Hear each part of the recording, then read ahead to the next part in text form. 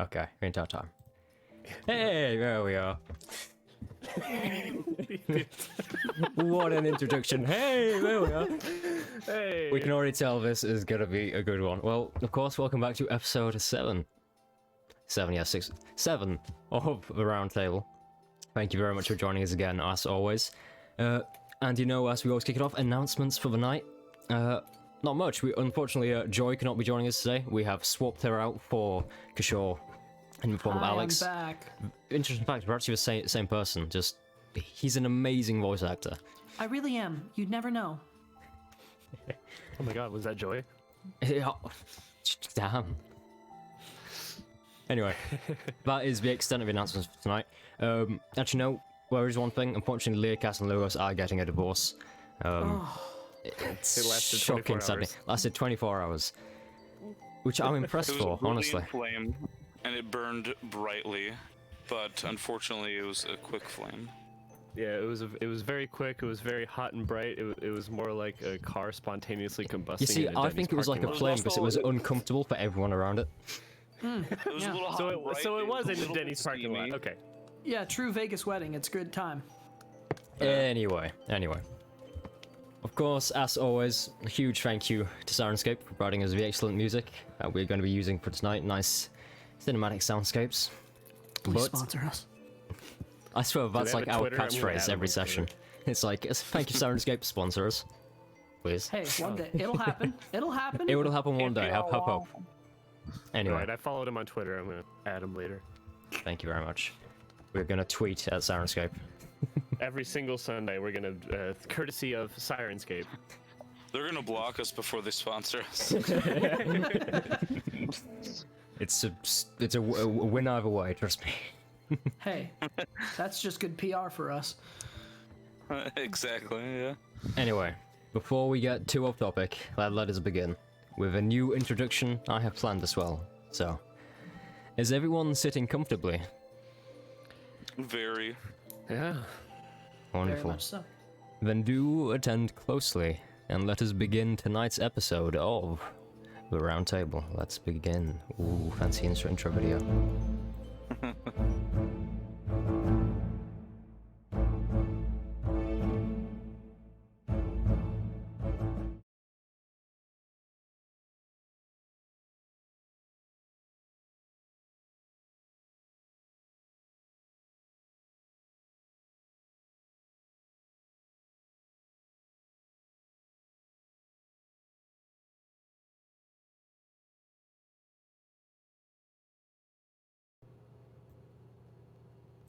There we go. Sound back on. So, last we left off, as the evening draws a thin layer of white snow over the sprawling fields to the south of the besieged city of Dalry. You and what is left of the 24th Regiment keep a vigilant and watchful eye over the valley. The night air is cold and fresh. Wafts of tobacco and whiskey fill your nose as the somber dead men around you enjoy what vices they have left. As the Grease Admiral had said, you'll all be seeing Melora by morning. In the distance, closer and closer, war drums and singing grow ever louder, a rhythmic beating as the White Rings march onwards with vengeance, but march onwards into your hands. As you sit, the thin, sepulchral silence is shattered by the sudden crunching of fresh snow and twigs. You hear rapid movement and kind of catches a blur out of the corner of your eyes. Lugo speeds into the camp, hastened back from his forward scouting mission. The drums are drawing closer. You have little time. What do you want to spend your final minutes doing? I want to let them know how many there are, by the way, and what the situation looks like, how they're organized. Yeah, you saw about 16. Say there's 15 of them. There's drums. They have cannons that are being guarded from the rear. They seem prepared.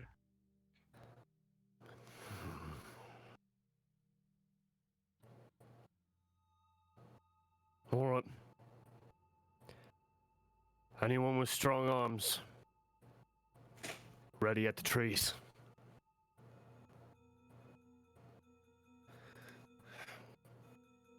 As you say this, about pray for the soldiers to stand up. Weirdly enough, Caboose seems to be the last one to stand up, and you see he seems kind of quite rickety on his feet, but a huge man, doesn't seem to be the type to get scared easily, but he's definitely shaken, quite pale. I can't get a fucking read on this dude. Yeah. Lugos is decently strong, but I think they all got it figured out. I'm gonna have my bow at the ready with the arrows too. I think Leocas might assist as well. Mayhaps. Being strong. Will I have just showed up sometime during the night or not? I'm just You were curious. there the entire time. Oh.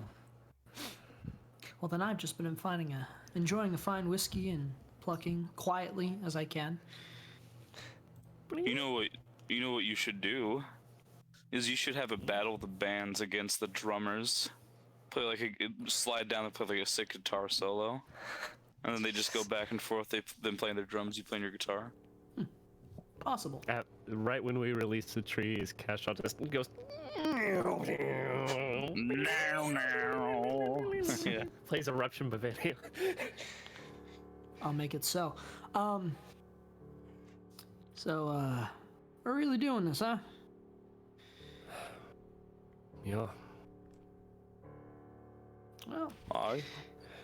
if nothing else, this will make for a real interesting song when I get done seeing what happens by the end of this, but,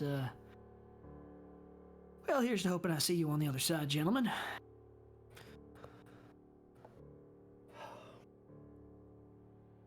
Grab my sword at the ready. I stand next to one of the tied back ropes.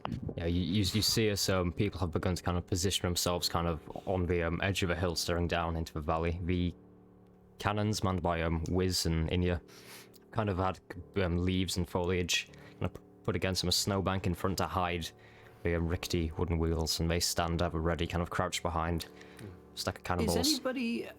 Is anybody initiating this whole thing? Like, is somebody doing something You reckon it'll specifically? be the grease I want to call him. It'll be the trees go down first, then the cannons fire. Okay, well, here's what I'm gonna do. Since I just want to make sure that he's good, I'm actually gonna give him a bardic inspiration. He can use it whenever he wants. I don't know when, but he can use it. That'll be an Okay. additional d6 for whatever he may need. For flavor, can I ask how you give him a bardic inspiration? Just walk over, I put a hand on his shoulder, I pitch my guitar over the edge of my shoulder. You know, I know that we haven't really had the opportunity to talk as much, but you seem like the right kind of fella to lead in this charge, so here's to hoping that you're gonna do a great job, alright? He kind of turns quite kind of sternly. He's probably about an inch or two taller than you, and turns. Well, thank you for your vote of confidence. And you see as his breath kind of frosts as he breathes, and he reaches a hand down to his belt and pulls out a small kind of canteen seeming to be filled with some kind of whiskey or rum, and he turns and is like, take a sip. Mighty obliged, thank you. I take a sip of the whiskey. Pass it back. Yeah, it's some kind of semblance of warmth in this relatively frigid night. Alright. Yep, just give him that inspiration and get back with the crew. Yeah, he continues to just kind of stare off. You reckon you're about a minute and a half at most at this point. I want to find like the best vantage point that I can. If there's anything that would give me like a boost. You know what I mean? Like, Roll perception. sure. Either give me like a better line of sight or anything that could be like that. Perception. Oh well. To you, it's That- all just the edge of a hill. There's nothing too special. It's really a 7, by the way, but that's cool. Yeah. All right, I'm good then.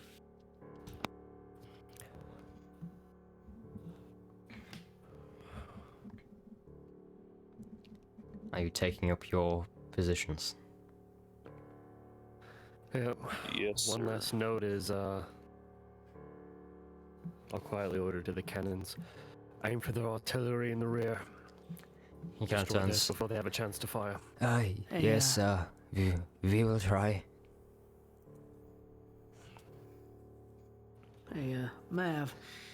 I reckon I might have something to be able to help these boys out with seeing where those cannons are. I can pin them out at the beginning if you'd like. I just have to be close enough. Alright, just hold the magic until the trees are released from the ropes. Then Roger that. no holds barred from that point. Okay. I'm gonna make my way down along the line so that I'm a little further back to where I think the cannons would be-ish. Hmm. Okay. I have a plan. Okay. Fireball. No, I'm just kidding. You, as for drums go louder in a distance, you reckon you have about 30 seconds before you kind of get to your positions and have to really commit. Time is ticking away by the second, and the night is getting older and older.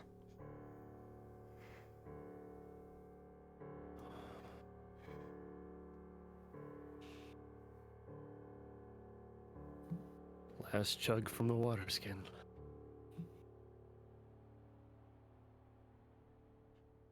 I'll just double check all my stuff, make sure it's all ready. Okay.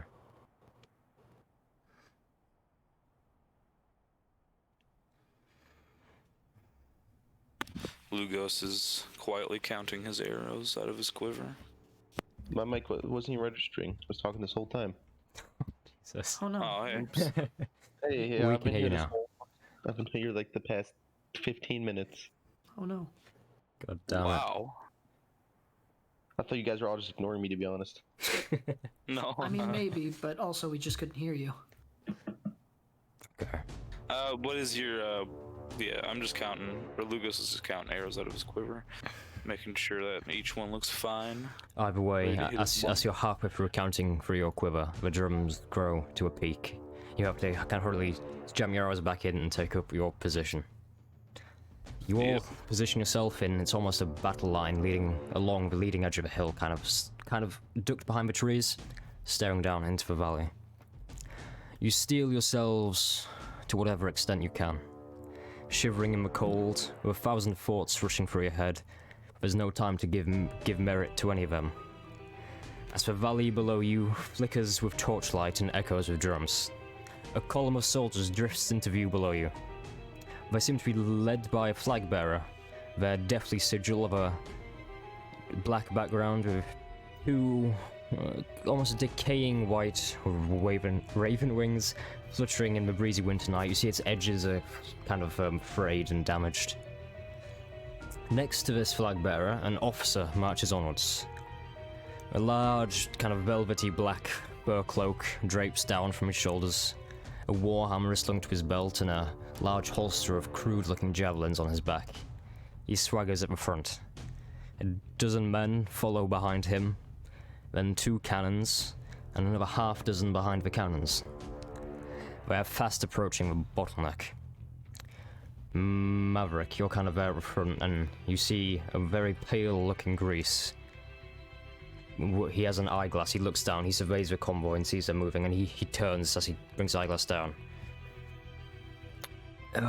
Maverick, the logs were your idea. You told me when we cut them loose, then my boys are gonna open up hell with the cannons.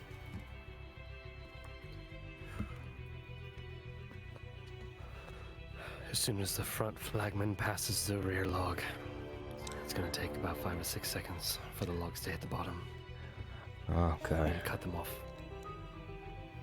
Front flagman, rear log. Hear that, boys? I kind of pass it down the line. Still, the White Wings move onwards, marching into what is essentially your trap, straight into the spider's web. You see, as the entirety of a convoy comes into view, there's a few more behind than you would realize. Instead of a half dozen, maybe about 9 or 10. Closer to a full dozen. They march on, singing a dwarvish war song. On and on and on.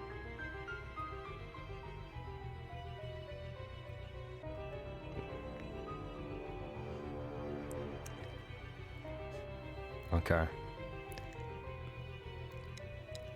You all glance down as the flag bearer passes the logs You see as Grease gives the order to his men and they bring knives out and they just slice for knives. These logs, doom, doom, doom, doom, doom, go tumbling down the hill, sending snow firing everywhere. The precious few people at the front of the convoy kind of turn, see these logs kind of tumbling down towards them. They shout orders to each other like, "Run! Get out once!" As these logs kind of come, sweep out the front of the convoy, you see the officer and the flag bearer kind of jump to one side, as the rest of them are scattered. As Yes? soon as those logs go down, I'm going to cast Fairy Fire in a 20-foot cube in and around those cannons and the people around them. Okay. Remind me what that will do? Well, light them up. Fairy Fire is a 14 dexterity saving throw.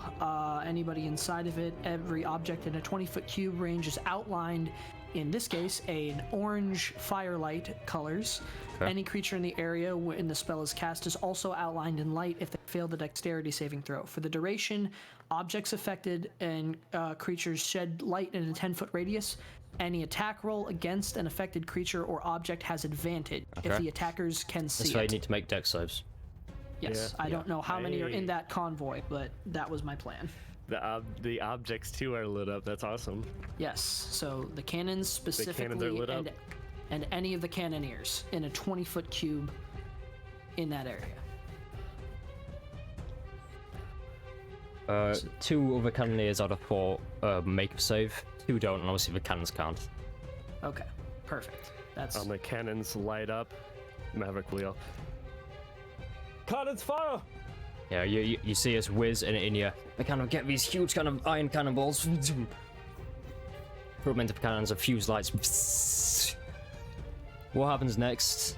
Looking at it, you don't quite kind of understand because you've never seen something to this extent so close to you. These huge cannons like woof, jolt backwards by a foot, smoke and kind of plumes of snow fire into the air around you, and a horrible ringing overtakes your ears.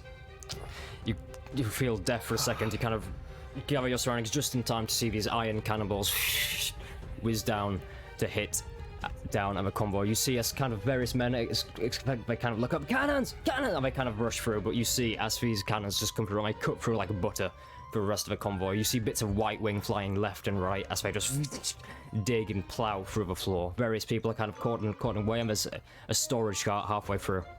You see as the horses are detached and they're trying to like push the cart out of the way. But again, the kind of just comes through, splits it in half, it rolls a few times and rests out, grain and other food supplies seeping out. You see as they begin to form up and move, their cannons aiming at you. And Grease turns to you all. He draws a saber out, raises up in the air and says, he kind of prays something under his breath and he says, "Alright boys, let's do this. Come on, charge!" And you see as the 24th begin to rush down the hill. I assume you all follow. more towards the I'm back, but gonna- yeah. I'm gonna stay up here. You're gonna stay up there, okay.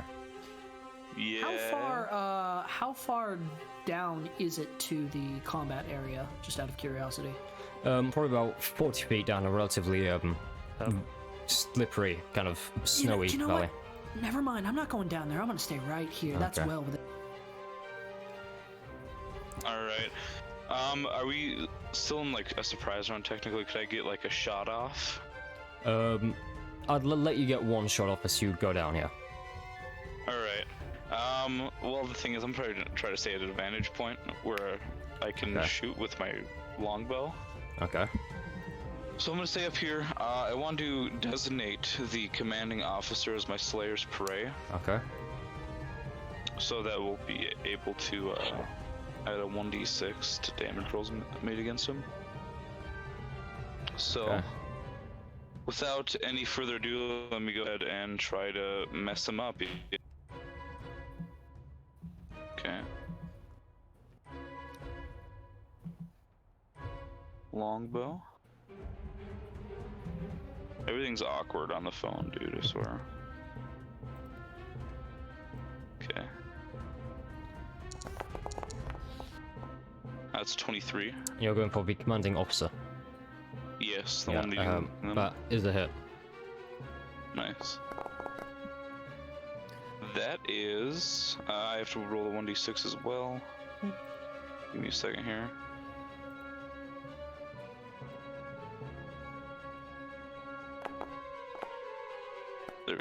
That is 9 damage. 9 damage, okay. You look as your Hell yeah. arrow kind of comes down, and he kind of, as soon as he sees combat start, he unbuckles that rather kind of jagged-looking clasp at his neck, where you see it was kind of tearing in and blood was coming out. He unhooks it, throws his coat to the floor, and immediately kind of brings out this jagged javelin on his back. You come down, shoot your arrow, and he kind of turns and looks and hits down straight, kind of underneath the shoulder armor. You see blood start to seep out. He snaps it, looks right at you, and you realize closely what this creature, the commanding officer, is.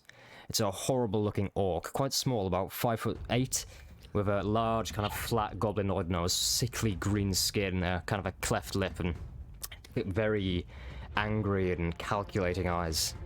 He's a vicious beast. Oh shit. God, I hate orcs. Okay. And with that, I would like everyone to roll initiative for me. Yeah. Would I be able to fly going down the hill? If you want. Alright, I'll activate my Radiant Soul then.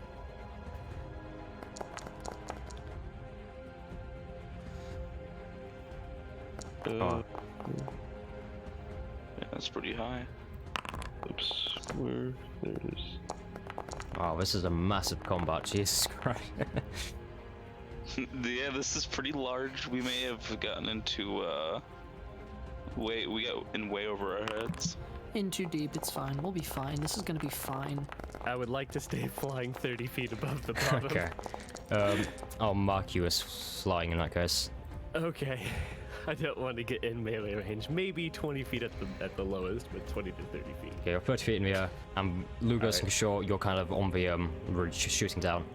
Speaking of which, first to go is Lugos. Nice. All right, I'm gonna. He's still designated as my Slayer's Prey, so I'm gonna keep going for the commanding officer.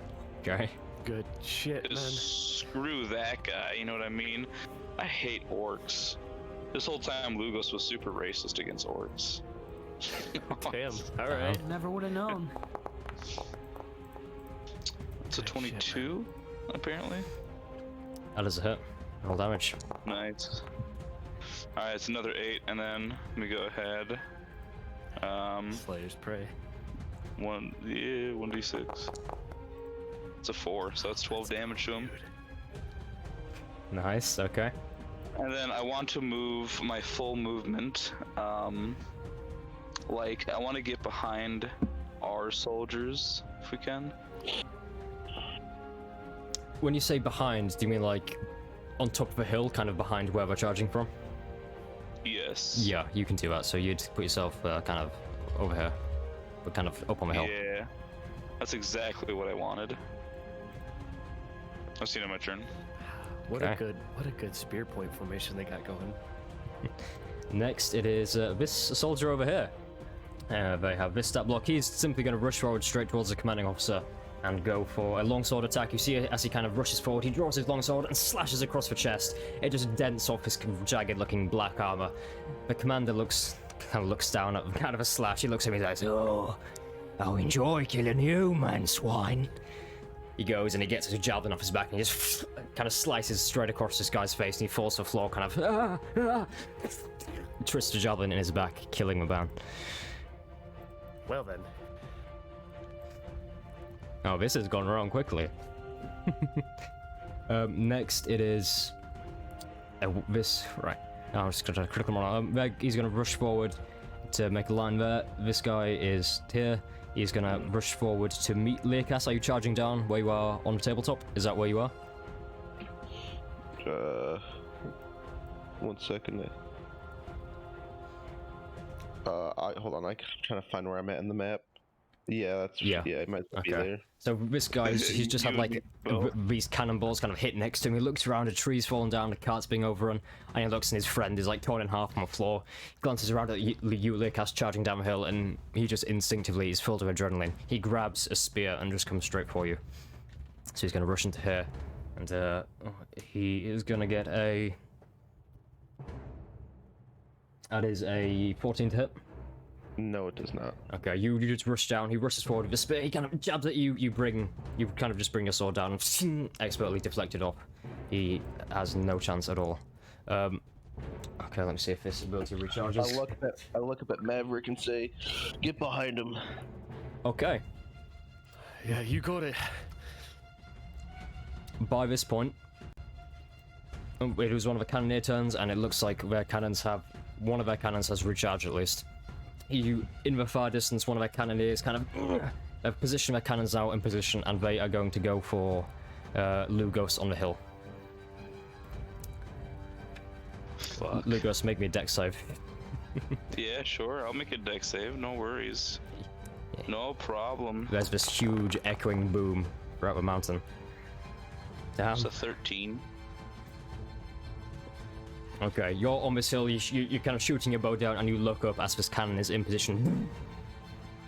A cannonball comes towards you, you kind of jump away, but you feel it kind of come into contact with the ground just next to you.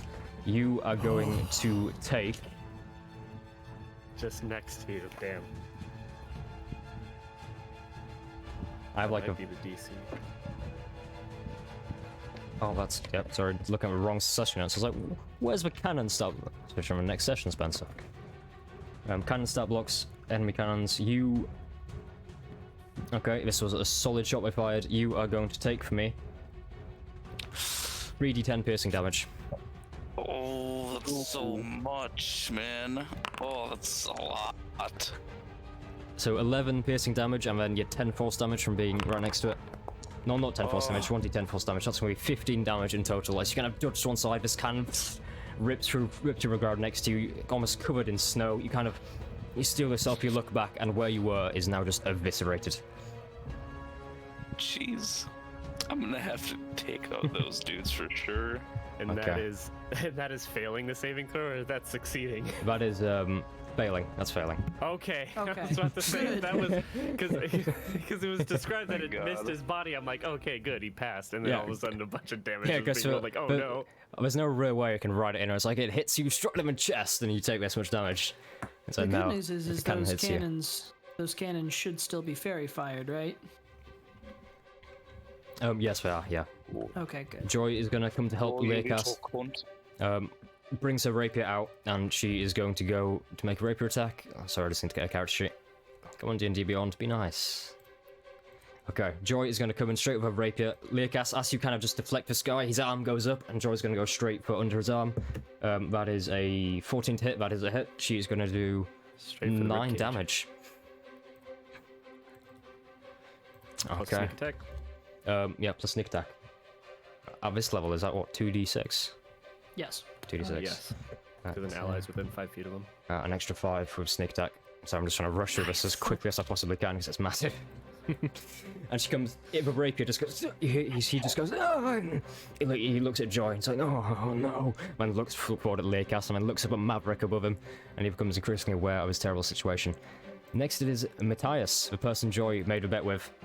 He's coming down in kind of this formation. He is going to come straight forward. 5, 10, 15, 20, 25, 30. He's going to come straight forward to this guy, and I shouldn't split my strap blocks across pages. He is going to make a longsword attack. That's what hit. That is a critical failure.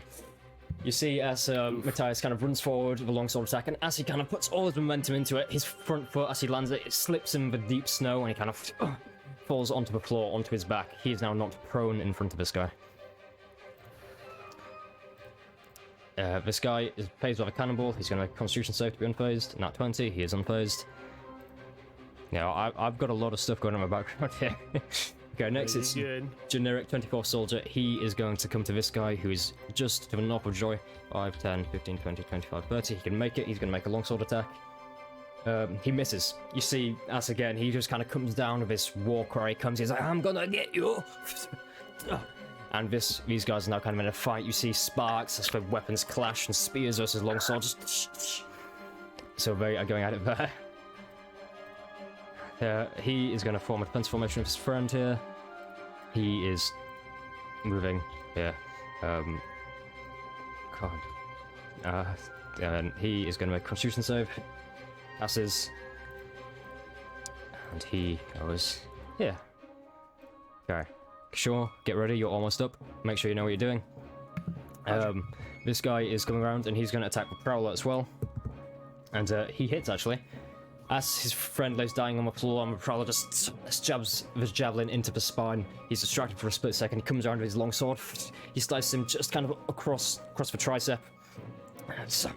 Oh, you think you're so big, man, swine?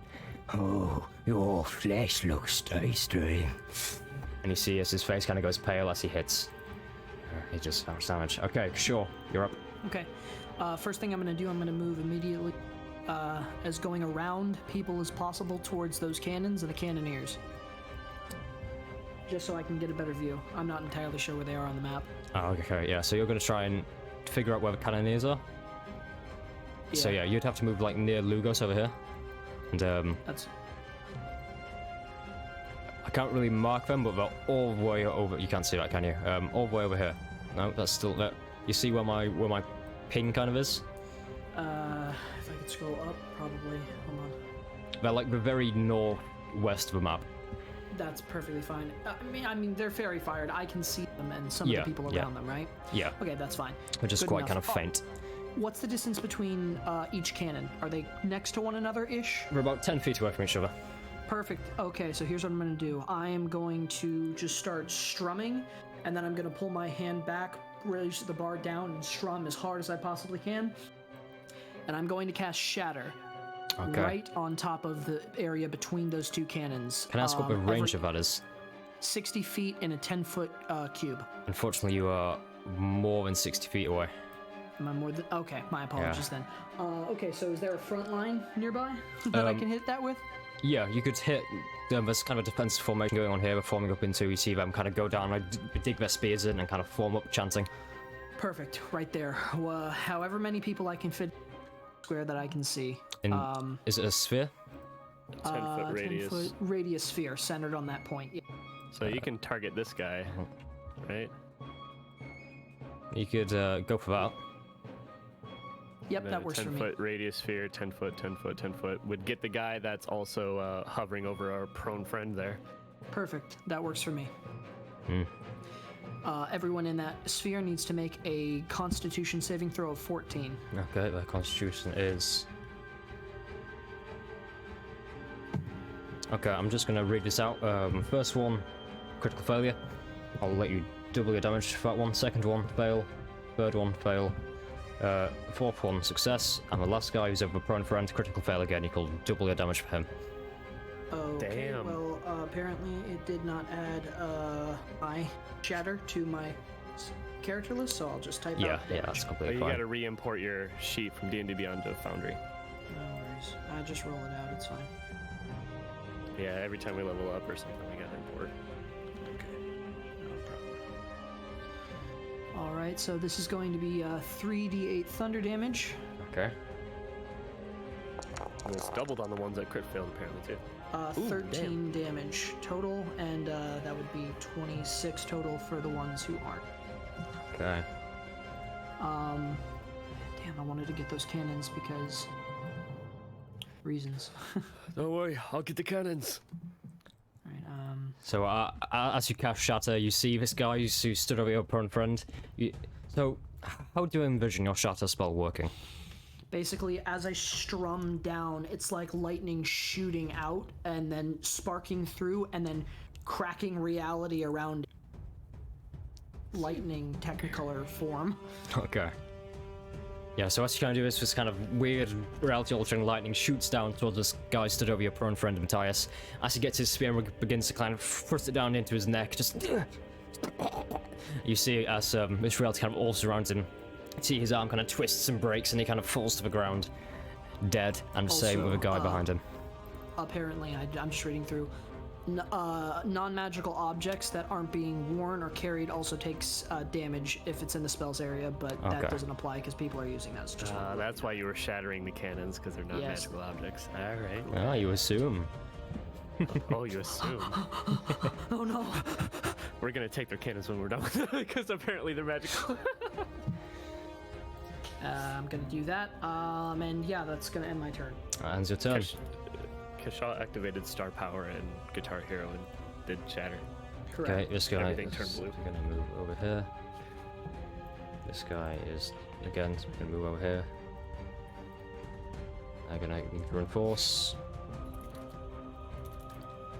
Okay, let's see if our cannons recharge. Nope, they do not recharge. Thank God. Thank God, Lugos. Uh, Yeah, you're telling me, man. He's sweating his fucking balls off.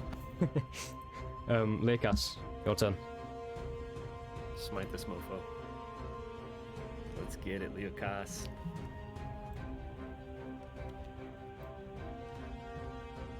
You're muted. In case you didn't know. Alright, I did not know this. I'm gonna attack with the longsword. Okay.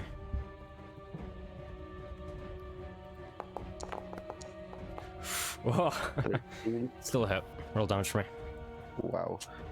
Alright, I'm going to cast. Let's see.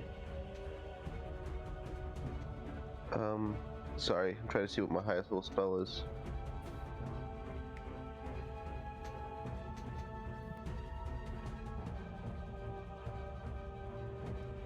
Alright, I'm gonna cast a level 1 smite. Okay.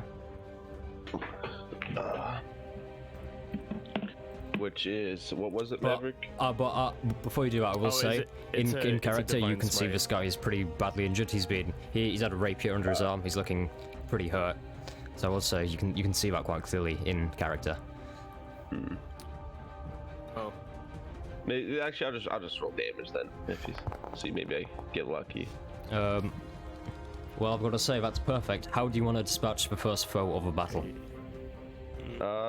I guess as Joy stabs him with the rapier under his arm, I want to come up under Joy's rapier and basically cut his arm off and then slash his neck and just kind of like push him down with the tip of my sword. Okay. Yeah, so Joy kind of steps forward, you bring your longsword straight across his neck, and then he just collapses back onto the floor, his arm kind of limp, his arm just leaving just kind of a stump right up to kind of his shoulder. You see it kind of spurt blood as his artery just falls back onto the snow, and it turns crimson around him. Is that your turn? That is my turn. Okay, now it's the turn of this guy. Yeah, they're forming a full defensive front here. He's going to move around and attack a soldier. There's not a hit. Yes, there's more combat all around you. He's going to come and try and give back up to his friend. And there's a hit. I've decided to do dice in like on my actual desk now instead of using Foundry, because Foundry can be very slow for multiple rolls. Yeah, that's fair. Damn, he deals that'll be 9 damage. As you see, in far distance, someone just bring a longsword around. I won't go into too much description for what they are doing, because it's not necessary to your close combat. Caboose, it's his turn. Where's oh, there he is. Caboose. The boy. 5, The 10, boy. 15, 20, 25, 30. Okay. There we go. You see his caboose kind of looks around, he rushes forward. He is terrified. You see his big kind of strongman demeanor has kind of, it's almost gone. He's kind of holding his chest very high to kind of act tough. And he brings out a longsword and he rushes forward to help his, well, you assume is his friend out over here. He rushes forward. First thing he does is he punches the guy around the jaw, and he's going to bring his longsword and try and just stab him straight through the stomach. Caboose, that's Caboose being a beast gets a 14 to hit, beats the armor class. Nice. But he deals... Okay, he deals 10 damage. It isn't quite the devastating blow he had imagined, but as he comes around, he thrusts his sword forward. It doesn't quite center mass where kind of the belly button would be. It deflects off to one side, but he ends up kind of slicing straight into the kidney almost, and kind of bring it out to the side, and just slicing the side of this guy's body open. He's a strong guy, go straight for a chainmail. Anyway, now it's the turn of Tars the Prowler. He has another kind of generic soldier in front of him, so the first thing he is going to do is he's going to grab his warhammer from his back.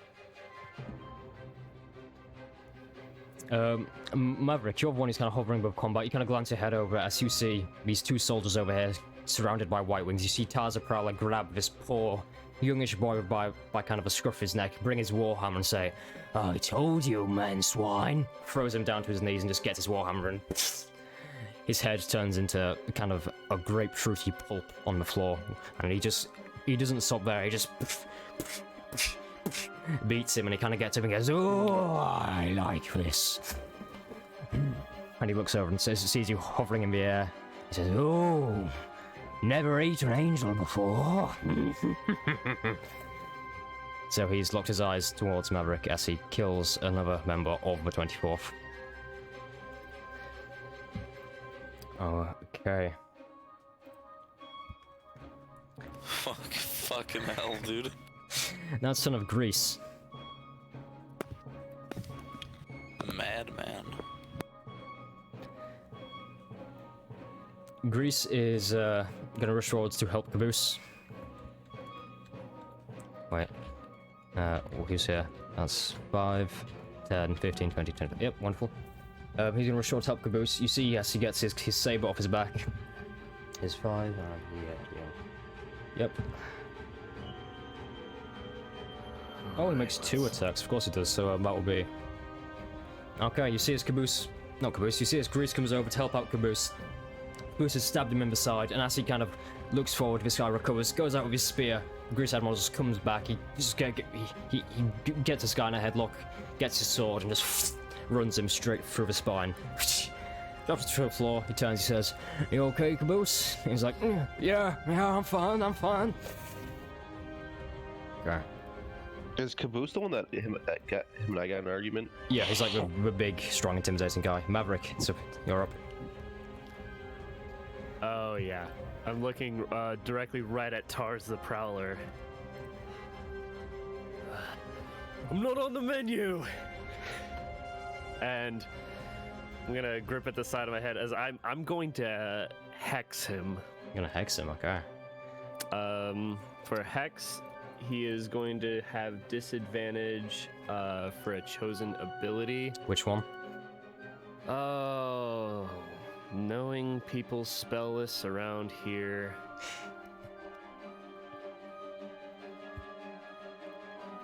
Disadvantage on Constitution saving throws. Because I know that's Thunderous Smite and I think Shatter. Okay, wonderful. Kashaw. So you've hexed him? Look. It doesn't matter anyway. What's the rest of your turn? For my action, cast an Agonizing Eldritch Blast at him. Roll tip.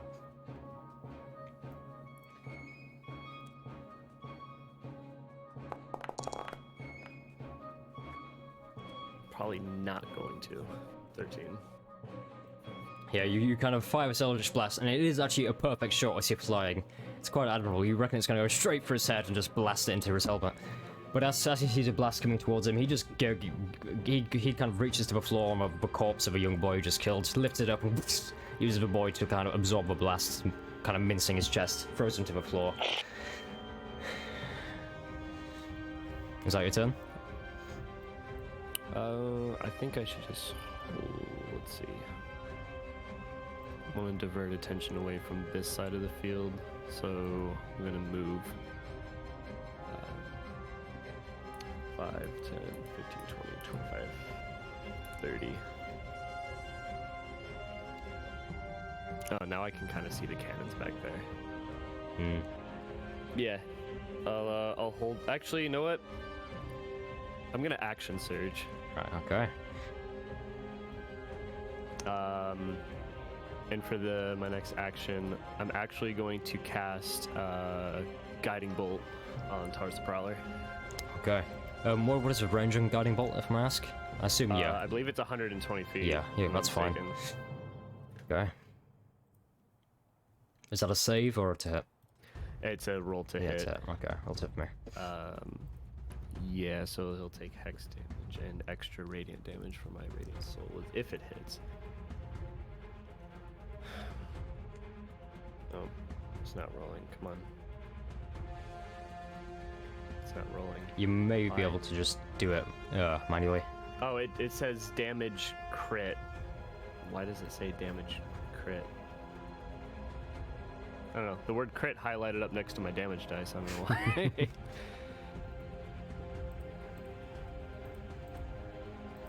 Do I trust Foundry? Or not? Man, swine. Yeah, it's grayed out now, so I don't know why it didn't. If you just do it again. Shit. All right. Also, I have to say, I am pleased with this map. It looks nice and destructive. I don't know. Even though it does say crit, I'm gonna does. ignore it and roast roll again. Okay.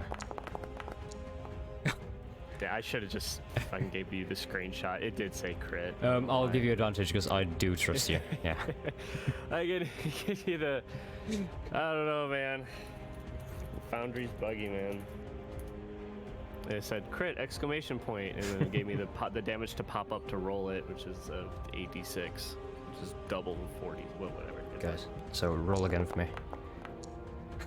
Never mind, not one. All right.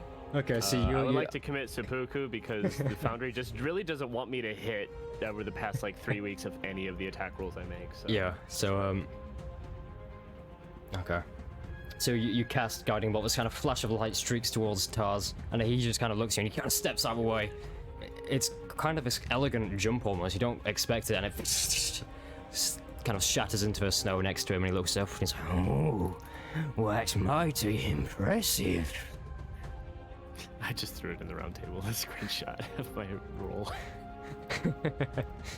Yeah, whatever. I'll say you've got a redeemable token for 1 crit, because I'm very nice. Thank you. I'll use it next time.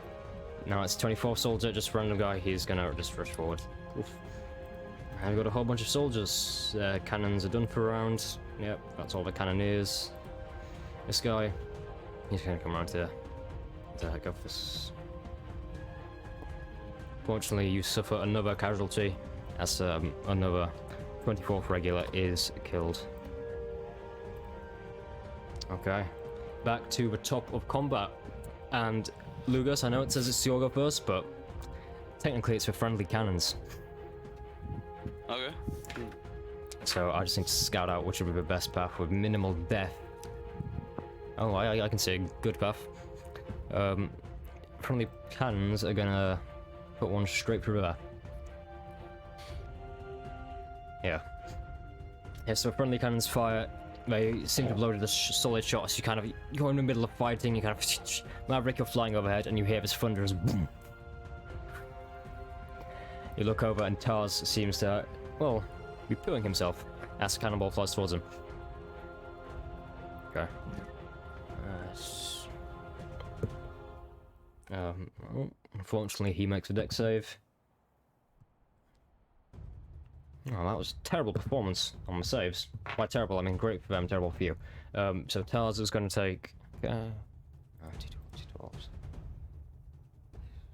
so many dice. Yeah, I thought about deck saves for the Curse of Hex, but I'm just like, I think 13. I got con saves for spells. 13. Okay, so one of his guys, he sees the cannon coming straight towards him, and he kind of just moves over, but he does a thing where to kind of, it was fade quickly, kind of grab onto someone else to kind of give yourself a momentum boost. As he does so, he intentionally like pulls this guy who's not very stable footing, kind of in the deep snow, kind of holds him onto the back and kind of pulls him. He kind of falls backwards just as the cannonball hits, and his entire top half of his torso is taken off as he stumbles backwards. Daz kind of dies down in the snow, and the rest of his men kind of evacuate out. So it'll be just him dead here. Okay. Take that, you bastard. Lugos, your turn. Alright, how's Tars looking after... He's looking pretty good actually. He's covered in dirt, covered in blood, but that's just what he likes. Fuck, I feel like I've done so much damage to him. I'm gonna go for one of the White Wing regulars that are manning the cannons, if I can see them. What is the range on your bow, or whatever you're gonna use? Frick, man. I gotta go to my inventory real quick. Because with the hill accounting for it, I'd say it's probably about 120 feet a shot. 125 it's feet. 150 feet. Okay. Nice. Roll tip me. Yeah, boy. I'm going to... Actually, let me see real quick. I gotta check something. I'm so sorry. 1 second. Like I said, it's 2 cannoneers to each cannon, and there's 2 cannons, so there's 4 possible people you can go for. I really want to fuck them up. You have no idea, Spence. So that is why I'm going to bust out Hail of Thorns. I cast Hail of Thorns as a bonus action. Okay. Or hold on, actually. Next time, control the range of. Yeah. Okay, they have to make a dexterity saving throw. They have to pass 11. Give me number 1 to 4 for which one you're aiming at. Pretty much all the same. Yeah, I'm just gonna aim for number 1. Yeah, number 1, nice. He gets a 13. Alright, that passes, so he takes half damage. Okay, roll with me. Everybody within 5 feet of him also has to make a save. That is a 15, a 14, and a 5. Okay, that last one will take the full 1d10 damage. Well, now let me go ahead and shoot my bow damage. Okay. Alright. And then everything's really awkward. Here we go.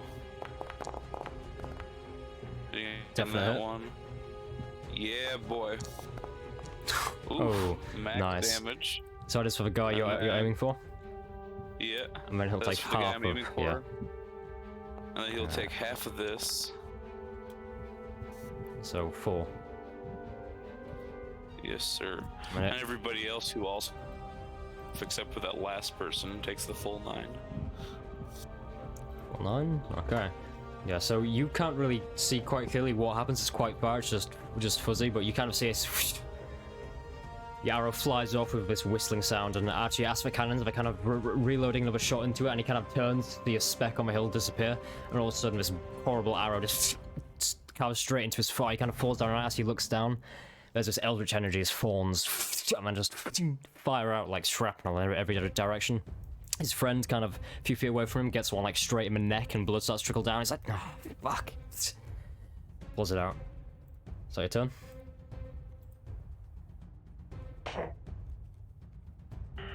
Alright, I'm back. Okay. Is that your turn now? Yeah, that's the end That's of my your turn. turn. And Val dead. Oh, this one's alive. Let's see if the cannon refreshes. No, that cannon has not refreshed. Did the dude die, by the way? He did not die now. He's just quite badly injured. Shot in the leg. Joy is gonna simply rush. Joy would go over here. Go for him. Go to here. So many things to keep track of. That is nice. 24 damage. Unfortunately, no sneak attack. That'll be a 1d8 plus 5. Joy does 8 hit points of damage to this guy here. She kind of rushes forward again, doing a classic kind of rapier, kind of straight kind of in between the chainmail links. You see him, as it does so, it kind of pierces straight into a lung, and he goes. You reckon she's deflated a lung as he kind of spits up blood onto the ground. And I assume there'd be some kind of scary sounding phrase in there, which she does. Matthias, it's Matthias' turn. He is being saved, and he's going to rush straight forward to this guy. He's longsword, not hit. Okay, wonderful. Alright, was regular. Okay, Maverick, you're how far are you in the air? 30 feet. Okay. You got it.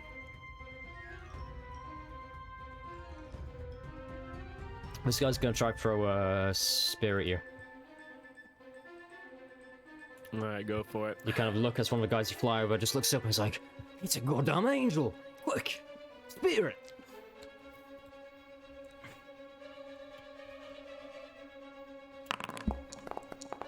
That's a critical failure. Nah. Yeah, so he just throws his spear. God, I want to in the catch air. it so bad. I will let you catch it. And as a reaction, Yes! if you want to, I would let you throw it back as like, because he failed so badly, I'll let you throw it back. Okay, I'll make an attack roll back Yeah. at him, and I want to use your generous crit. How much damage does this thing do on a crit?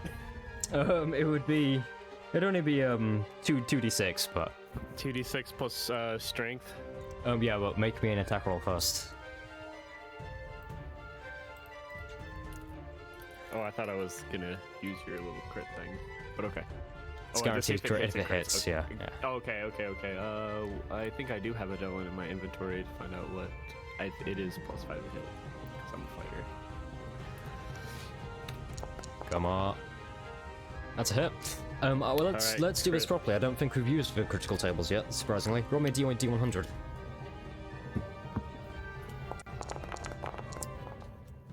$25.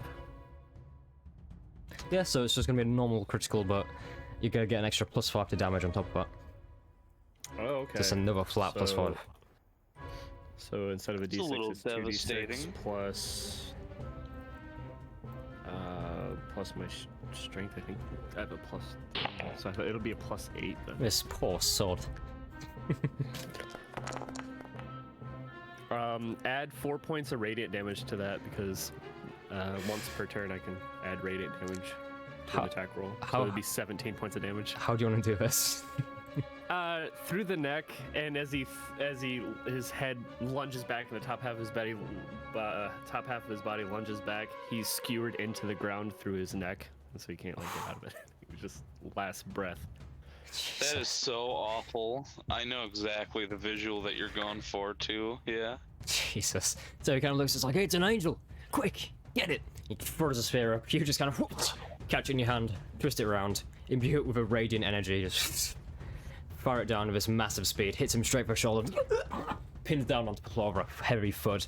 These kind of embers crackling below him and a horrible kind of smell of death around him as he takes his last breath, kind of twitching, choking on his own blood. I am at peace. Alright, that is his turn then. Go. He's killed I himself. am at peace. I am at peace. There you go. Ah, knocking themselves off like flies. Okay, this guy's somebody gonna rush forward as well. Go to hit him. Not a hit. Quite much regular. Oh. Now we're getting into a beefer fight. That is not a hit. I just jinxed that one, didn't I? Now we're getting into a beefer. Oh, that's not a hit. That is a hit. That's 19. Going for this guy here. Ooh, that's not nice. Okay. Again, there's just general combat going on around you, so I won't describe it in too much detail, or we'll be here until 1 o'clock in the morning. It's his turn. Ooh. But Don't threaten me with a good time. I'll say the highlights, such as this. You see one regular rush forward to try and take on 2 guys at once. These 2 people with their spears kind of rush forward. The first one pierces straight into the abdomen, kind of right into one kidney and like through the other, kind of directly across, and his friend kind of brings the other one through, straight kind of through the heart, puncturing both from 2 sides at once. He spits up blood and then just goes completely limp as he is skewered. That is another one of your compatriots gone. I don't mean... Okay. Heavy losses. No. Sure. Alright, so I'm gonna move diagonally towards the battle. Let's start with 20 feet and see what I can see. Okay, So you'd... just diagonal. Yeah, you'd be about here, right? Yeah. Yeah. And do you mean like you're going down the hill a bit as well? Yeah, Yeah. diagonally Yeah. from where I was. So that way I can move up a little bit. I'll move the rest of my feet forward. Okay.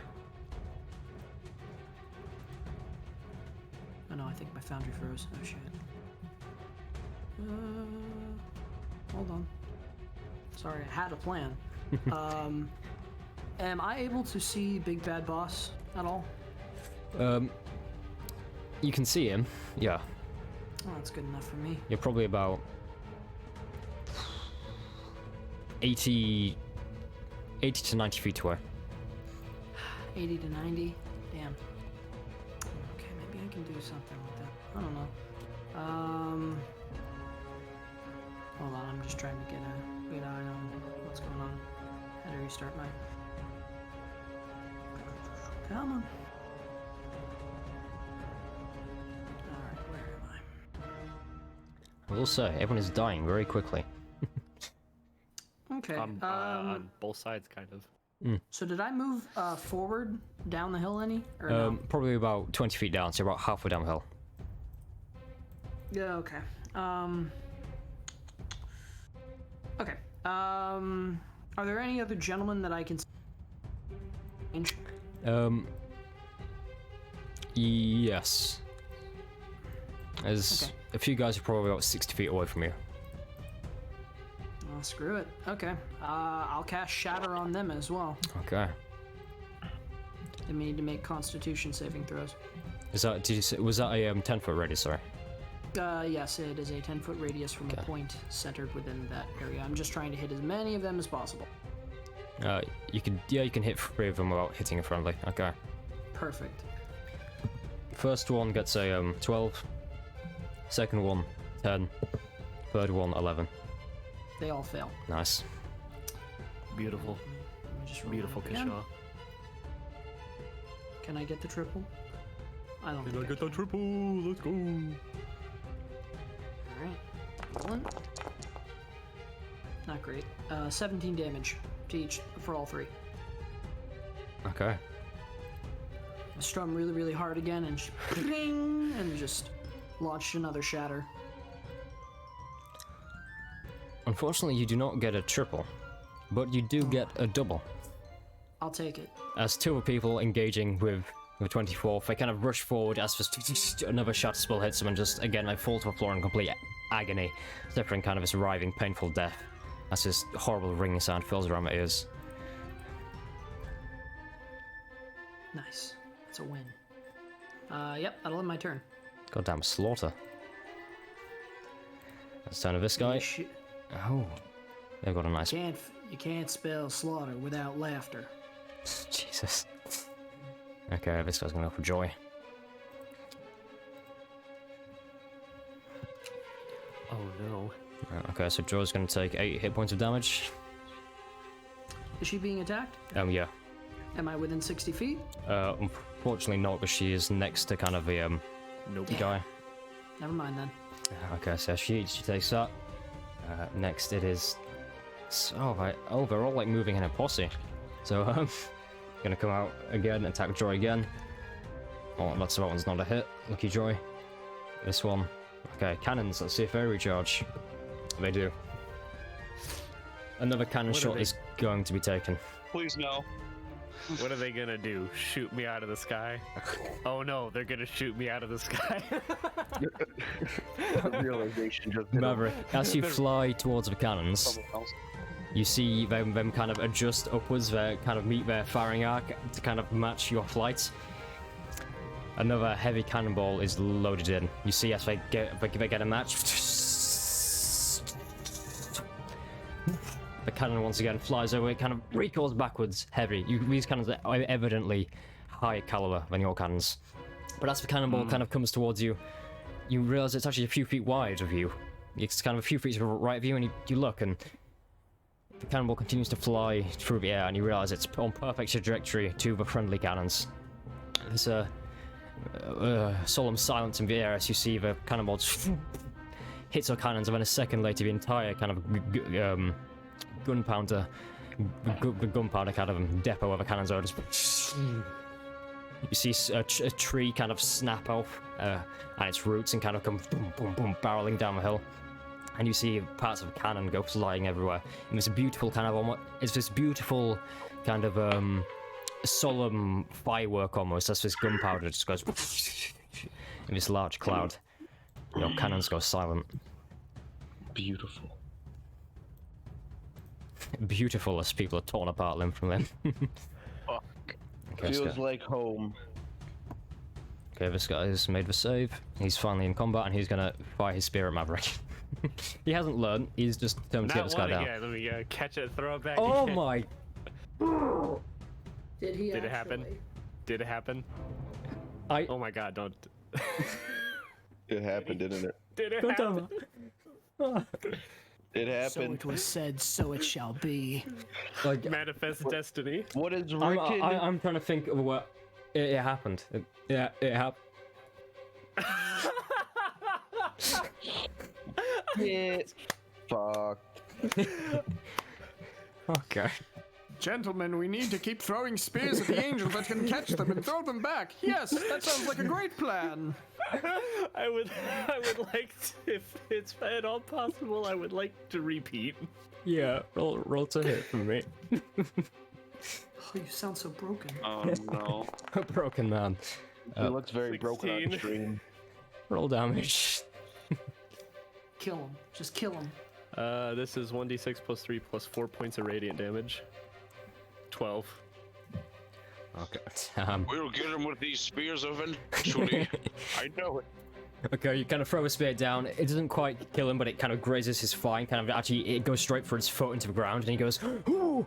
kind of stifling a scream as the spear just pins his foot into the ground. going to learn Yeah, when are they gonna learn? that your what I'm supposed actions to say? have consequences? That your actions have consequences. Oh my god.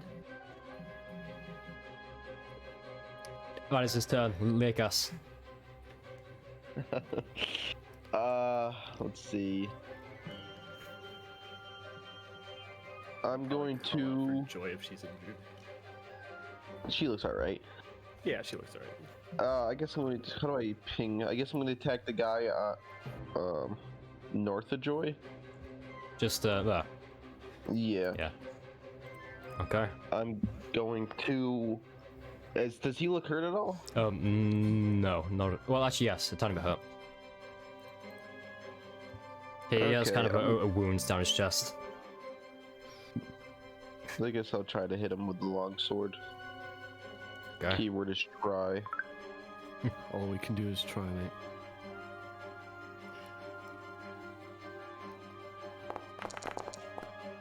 Try, as I said, as a nat 1 happens.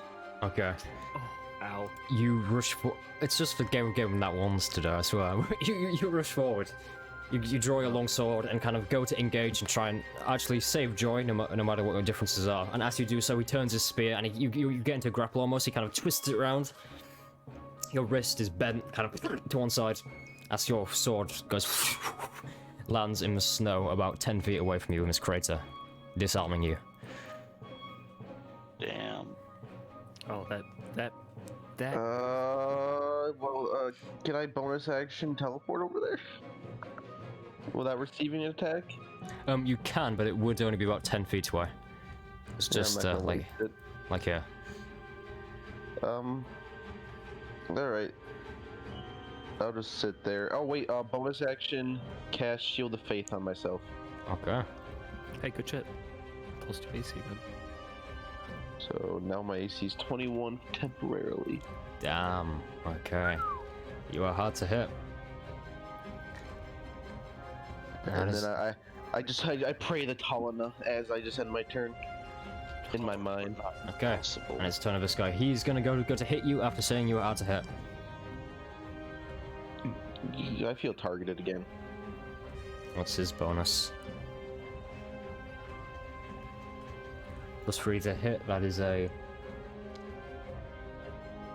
Okay.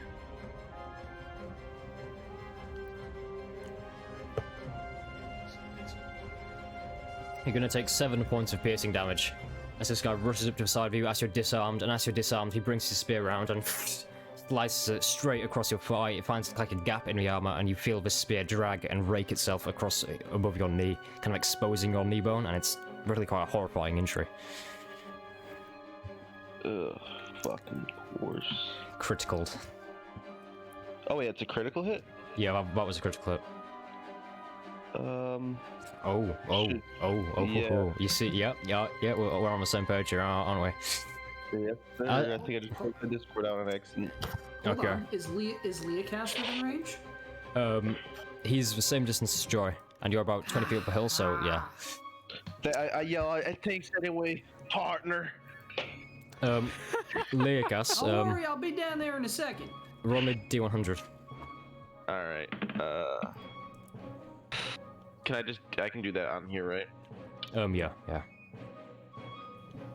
You all see as Leokas is wounded, he falls down onto the back, and he kind of has this crackling energy surround his hands, like mini lightning bolts, just I think I did it from wrong. finger to finger. His eyes seem stormy and wild. As he lays in the snow, he begins to kind of glow with this kind of energy.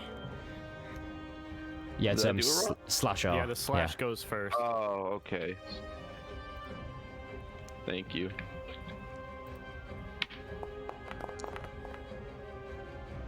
43, let me check. Excuse me, sorry. Okay, roll me again. Alright, another D100? Another D100. I'm scared. Don't Maverick? stacking. Yeah. Maverick, help!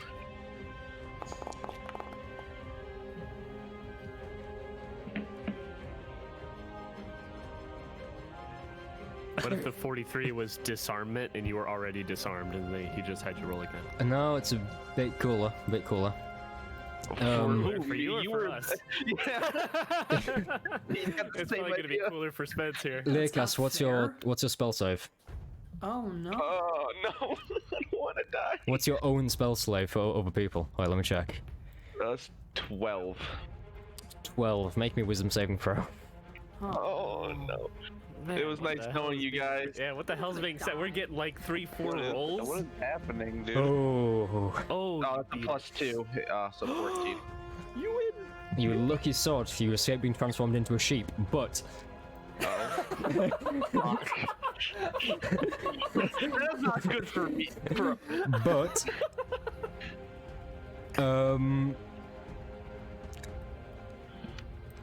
you're able to polymorph into any beast with a challenge rating equal to yours. So, 'Cause level you're- 4? You level 4, you unintentionally cast polymorph on yourself as you kind of fall down and you have this wild magic surge about you. You kind of fall onto your back, you begin to crackle of energy. You feel a strange kind of sensation. You repress that and you think of something cooler as you begin to kind of twist and merge on the ground. Your armor kind of seems to suit your new shape as you evolve and grow. I don't know what to grow into. Maverick, Uh, help. A giant alligator. In the snow. It's really strong.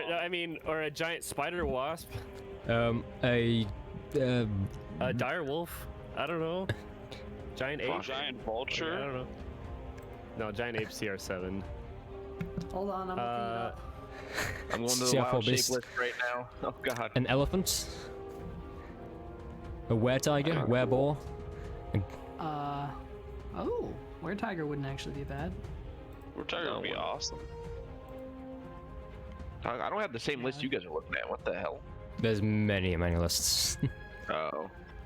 Yeah, but I mean, you also could technically go that if An elk. what did- No.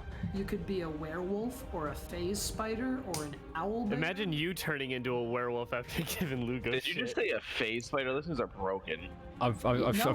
feel like a face spider fits. A phase spider's only It's like us. CR3. A dream eater.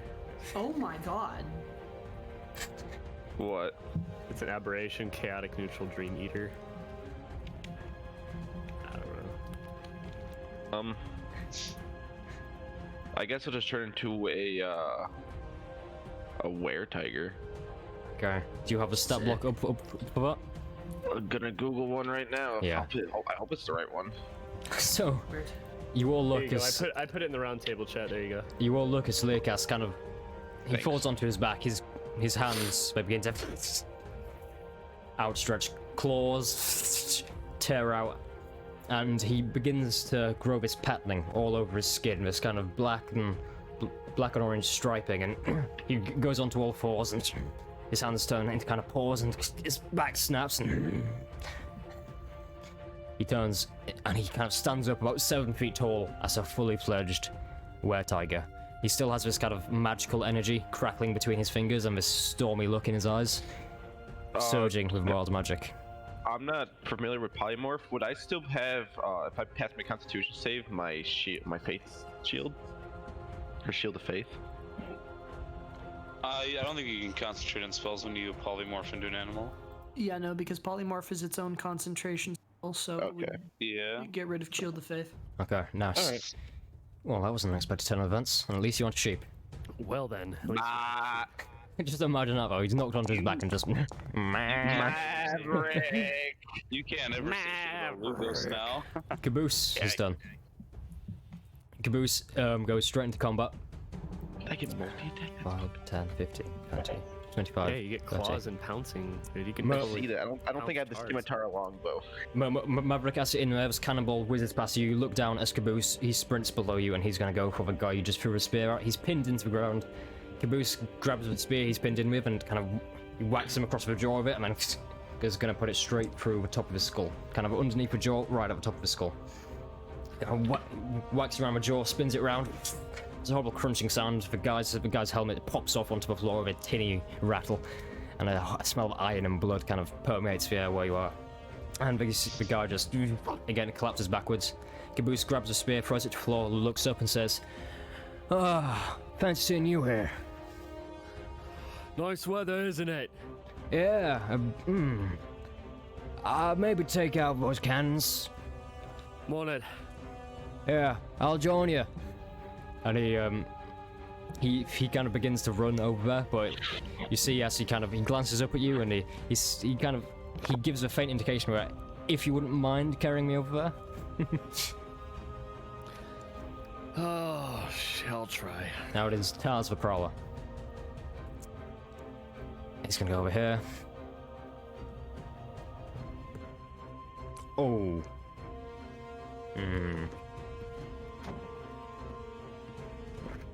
In your new were-tiger form, you kind of just get up and get going.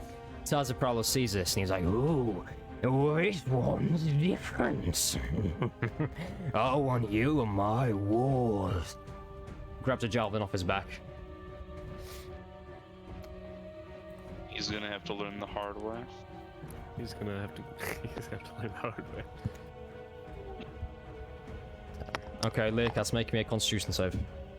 I just got back and I heard that. Oh god. Con save? Let's see. What are Con my save. stats? I get a +3 for a con on this cat. Hey, that's pretty good. That indeed. Constitution. And Hey, look at that. Okay. Okay. okay. But I still, guess you stay polymorphed. you stand up in this tiger form as a javelin from Taz the Prowler. Fires across. You see a green liquid kind of on the tip.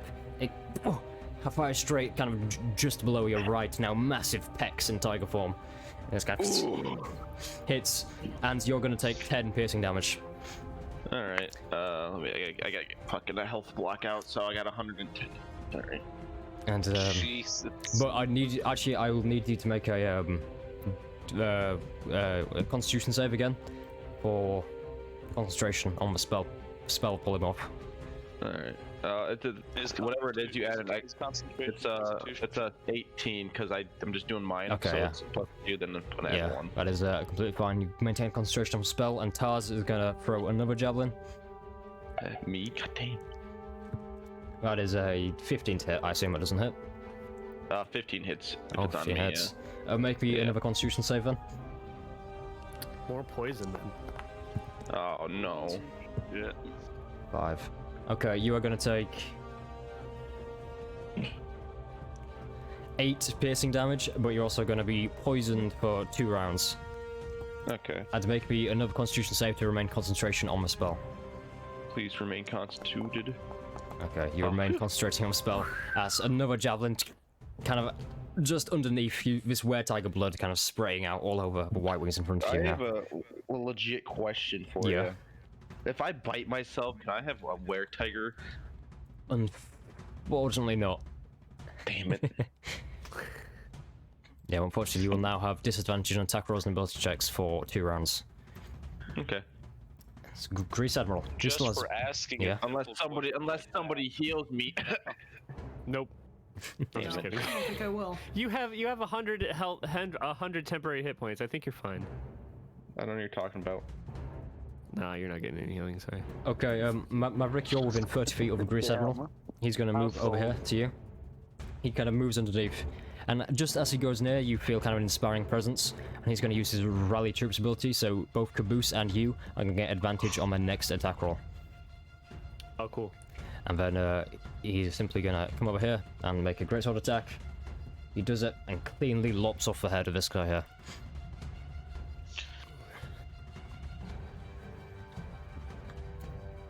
Okay, Maverick, it's your turn. I'll get you on a lift next time. 5, 10, 15, 20. Wait. Do I have to measure? I want to measure this out properly. Hold on. I'm right. I think I'm right here. Yes. What's the distance to Joy? 30 by 30. So she's like 45 feet down at an angle. Oh shit. What's the moon? It says damage immunities.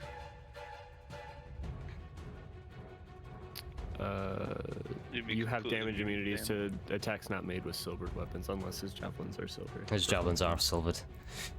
He's a Oh, now he says it. well, he's a Weapons pretty seem fancy. pretty common. He has poisoned How silver convenient. weapons. Alright, How convenient, Spencer. You've seen his amazing silver cloak. He's not silver. It's black No, velvet no. fur cloak. He's a fancy guy. What about the soldiers? The soldiers don't. Oh. As a bonus action, I'm going to use my healing light to a creature that I can see within 60 feet. Joy's going to get 2d6. Do you want her or you to roll up? I'm going to roll really quick. 8 points of healing as a bonus action. Wonderful. And 5, 10, 15, 20, 25. I'll just stay right here at 25. And, yeah. As action...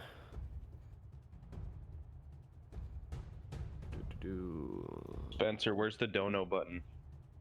The what? Where's our donation button? We're not affiliates. Which saying, if anyone's watching and You haven't don't quite have to followed. be affiliated to get a You don't? donation button. You only have to be Oh. affiliated to get a sub button. So you can set up something on Streamlabs for a donation link. It's free. Good point. I'll donate $30 if you do the WAP.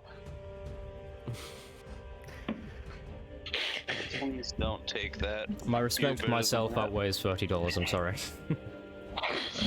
So roll with advantage. I'm gonna hit the one wounded that's already behind the cannon Okay.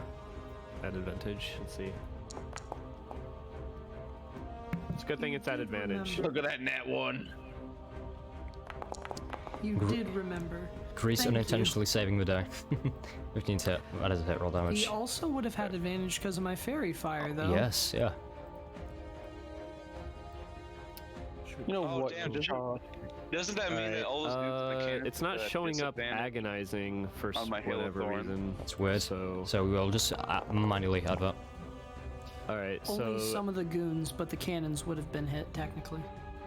9 plus 7, get the 4 points of radiant and the 3 points of charisma. Are you going for the cannon or the guy using it? The guy using it. Okay, the injured one? Yeah.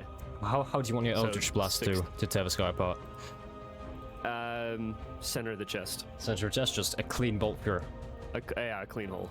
Okay, but you see this guy, he kind of... the cannons have been loaded, he kind of goes for a fuse, he kind of begins to turn it to aim towards you. You just... Eldritch energy fires.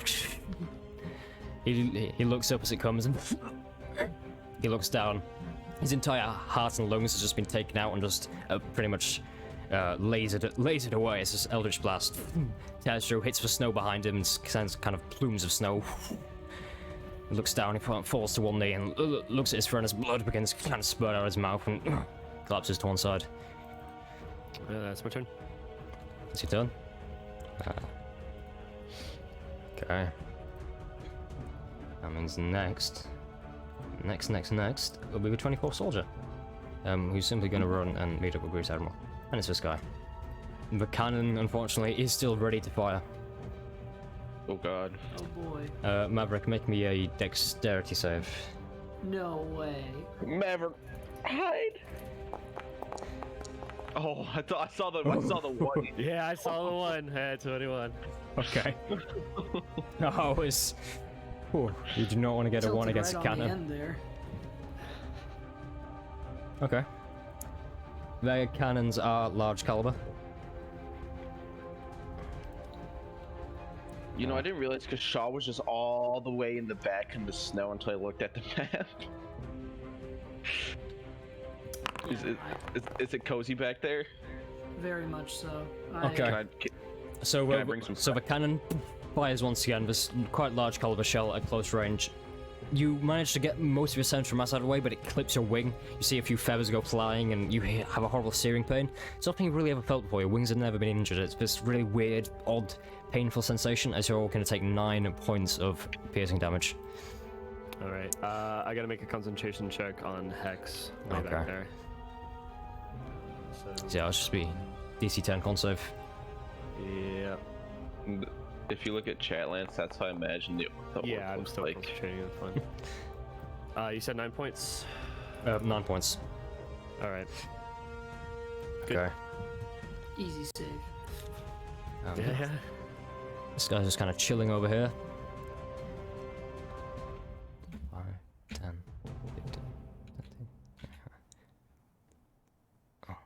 Oh.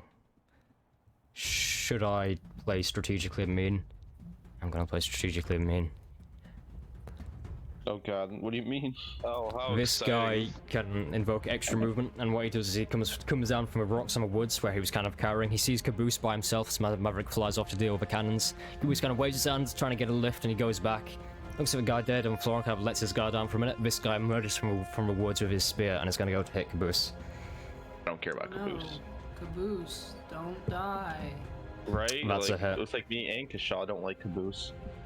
I don't know Caboose, but he seemed like an asshole. Caboose is a complex man. No, he's a very simple man who tried to act.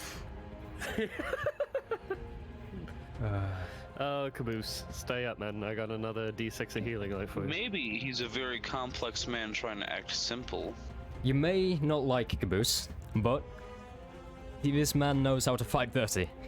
And as this guy approaches with a spear, he gets stabbed kind of right in the thigh. He just looks up and God damn you! He kind of rips the spear out, punches this guy straight across the face. He literally reaches down and grabs a bunch of kind of dirt and stones and kind of throws it in the guy's face, temporarily blind him.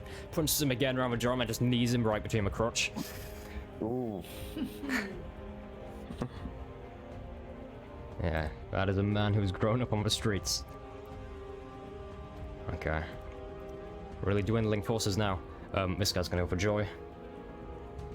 That's a A hit. lot of our soldiers died. Yeah, there's not many of them left. Like all of them, like yeah. I think Greece is gonna have some serious PTSD after this. Hey, there's still one. Yeah, Jeez. there's one. It's Caboose and Greece. We have 124th as well. Oh, just one generic. Yeah, you do. Yeah. And also And- Matthias. Matthias, yeah. Matthias still alive. Yeah. You Yeah, all know, the his friends named are still people alive. are alive. The And- named people are alive. Well, you don't know about Wiz and Inya. They They were got with the plot cannons. armor. Plot armor, let's go. They were with the Remember, he cannons and they went specifically up, so said you they don't know. have plot armor. Lugos, your turn. Man, I kind of want to just like get rid of the cannoneers for sure. So, Not a bad plan. You have advantage. oh, because of the fairy fire, of course. How could I forget? So go for the cannons themselves. No, Oh. the people manning the It cannons. depends which one you go for. Yeah, Yeah. there were only two that were fairy fired. One of them is Their dead. save. Yeah. Ah, Go for the other one that's very fired then. Okay. Yeah. hey, I'll be right Yeah, back. that's right. That's right, Spencer. Okay, I know what I'm doing. Okay. Buddy. Okay. synergy. You'd roll with Real advantage. quick, I'll cast Hail of Thorns though. As my bonus action, my last spell. Okay. I'm really wanting to kill these dudes, okay? Go for it. Thank God you have well, advantage. that's an 11. Thank God I do have advantage, or more so, thank Kashaw I have advantage. All hail Kishore. Oh. Oh, He's hail nowhere Kishore. near a god or anything, but Yeah, no, pretty near a decent. god, but But my legend will outlive every single one of you. That's a hit. Aha. Roll the damage for Hey, me. there it is. hey, But if there was a man to They ever be need to called a make a god, dex it would save. be Kishore. They need to make It a dex would be save. Kishore. yeah, and everybody within 5 feet, of course. Yep, of course. That is 17, 21, 19. Okay, they will take half, and I got Okay. max, so they take 5. Okay. Spicy. So the first boy taking 14, everybody else within his vicinity taking 5. The first boy you hit. Yeah. How do you want to do this in respect to murdering him? Ooh, I don't know, man. I want to like shoot him straight through the eyeball, and then have his eyeball hit a tree like behind him. That's still the arrow. oh god. We're giving Greece more PTSD. It's our fault. So the helmets they have, obviously you can see on the tokens, are those kind of almost Viking style, kind of sit on top of a head thing without any straps. And this guy's manning the cannon, his head's shaking about. And as he looks up, his helmet kind of flicks off to one side and lands in the snow. He leans down to pick it up, kind of empty it out of snow. And as he looks up, an arrow from Lugo goes straight for his eyeball and straight on the back of his head, bits of skull go flying everywhere and pings it into a tree. For a second, he's still semi-conscious, and he looks around and kind of brings a feeble hand to his eye and goes, Jackson? And he kind of turns to his friend next to him. Falls to the ground, just out like a light. Oh, fuck. Nice. You know what? I'm gonna get a little bit more involved, even though I'm a little weak. It seems like they could use help. I'm gonna put my longbow away, take out my short swords, and kind of charge inwards. Okay.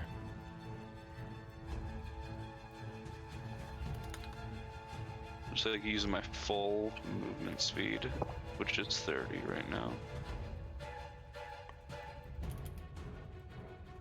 It's the end of my turn. Okay. Next, that means it is... Oh, everyone is dead, man. Spencer, you'll have to move my token. Yes. You'll... With 30 feet of movement, you'll just make it kind of down to the start of the hill. You won't make it entirely to the way down, so just about there. Alright. Let's see if the cannons refresh. The cannons have refreshed. Oh boy! Like all good abilities, it refreshes if I roll a 6. I roll a 6. Maverick. Another one? Another one.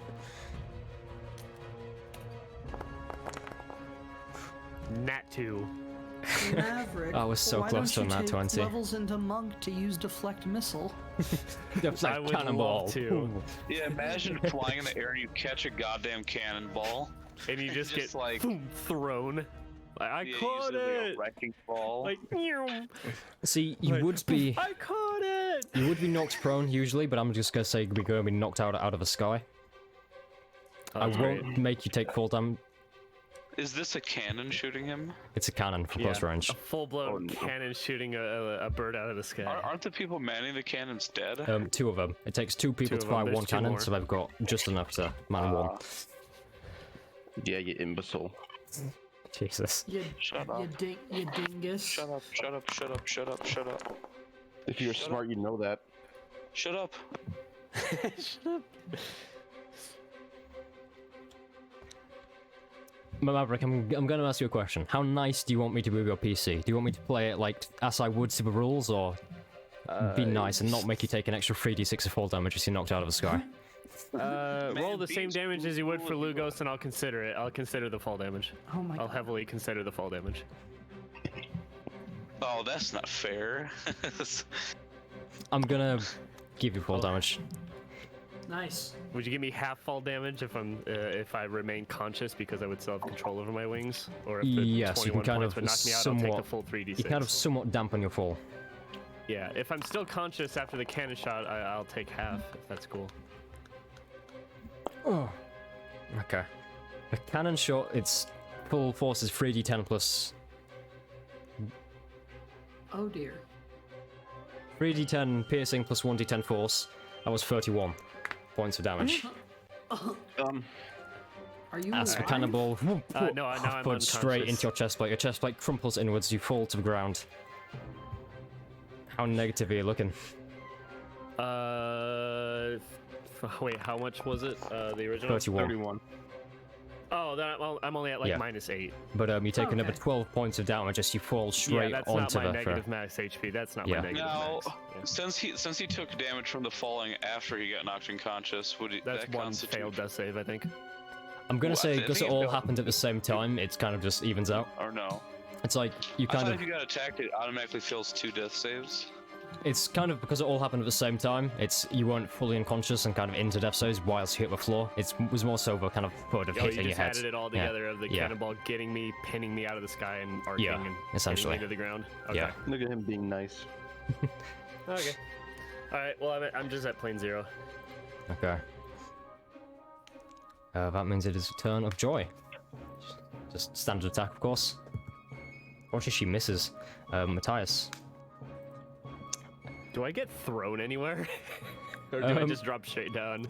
You would Imagine probably the knockback on that thing. That's a good point. You're gonna fall down about next to Caboose down here. Caboose is kind of just fighting and like punching this guy in the nuts, and he just turns and Maverick just runs to the floor.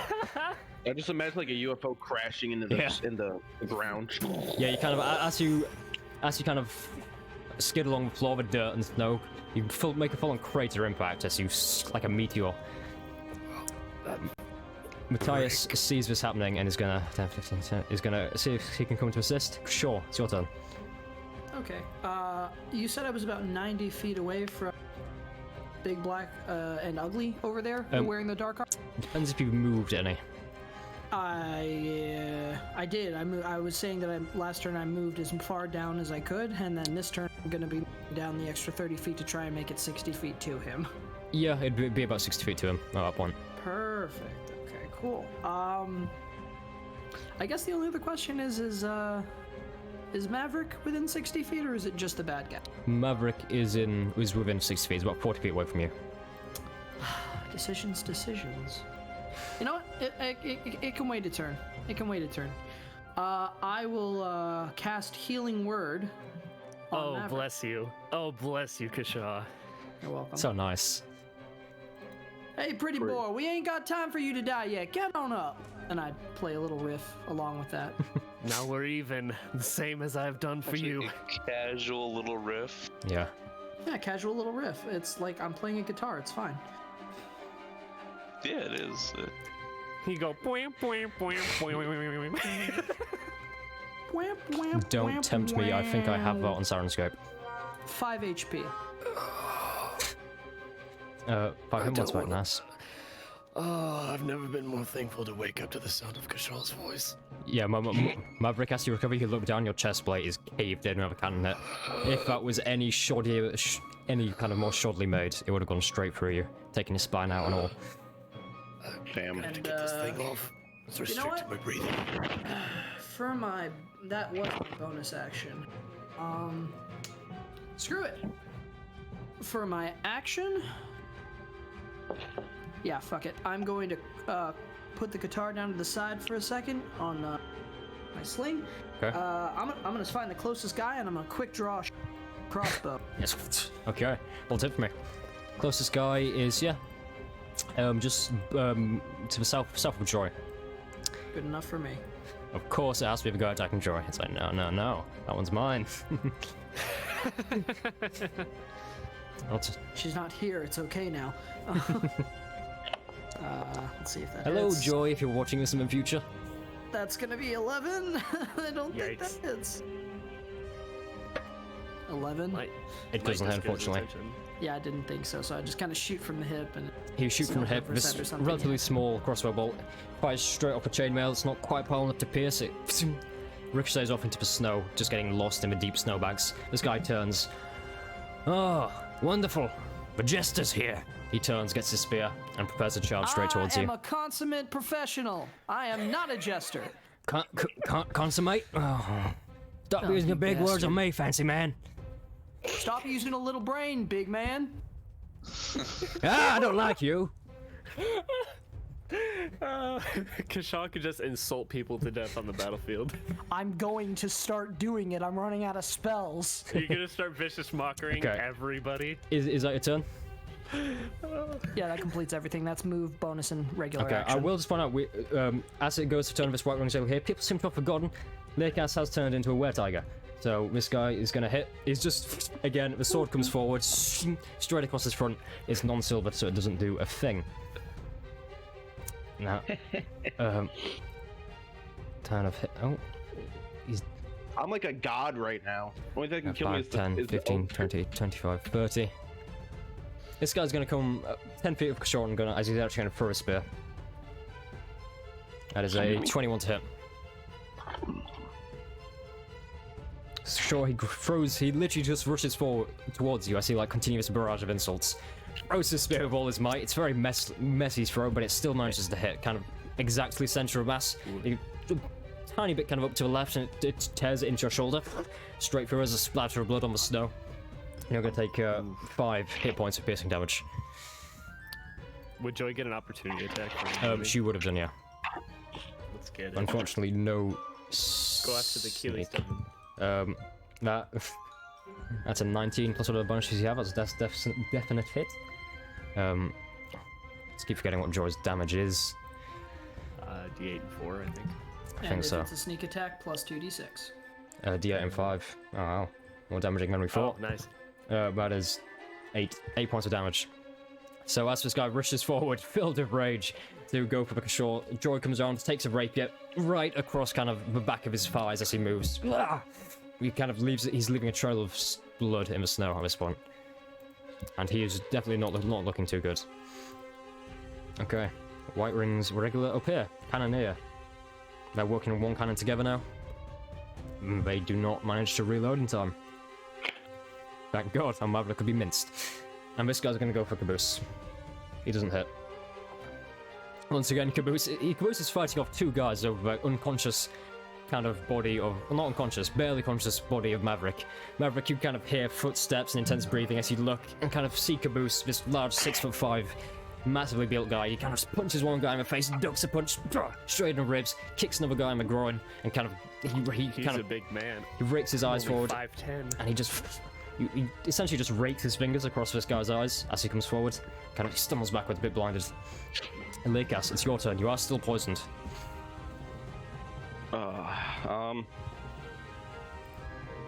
I guess I'm going to try to attack the weakened guy in front of me. Okay. Oh, Hex is gone, by the way. I lost So concentration. let me see what this is. Yeah, I assumed you lost concentration being hit by a cannonball. Yeah. Yeah. Okay, so are you biting or clawing? Sorry, somebody's knocking on my door. /R.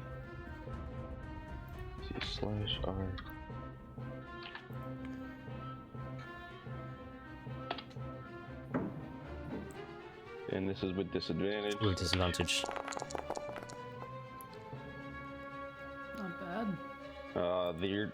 So each of them are +5, 13 and 17. Is that with a +5 bonus into it? No, that's without the bonuses. Okay, it's So 13 it plus would 5. be That's a hit either way. Are you going for this guy in front of you or the injured guy to not with you? The injured guy first. Injured guy? Okay, roll damage for me.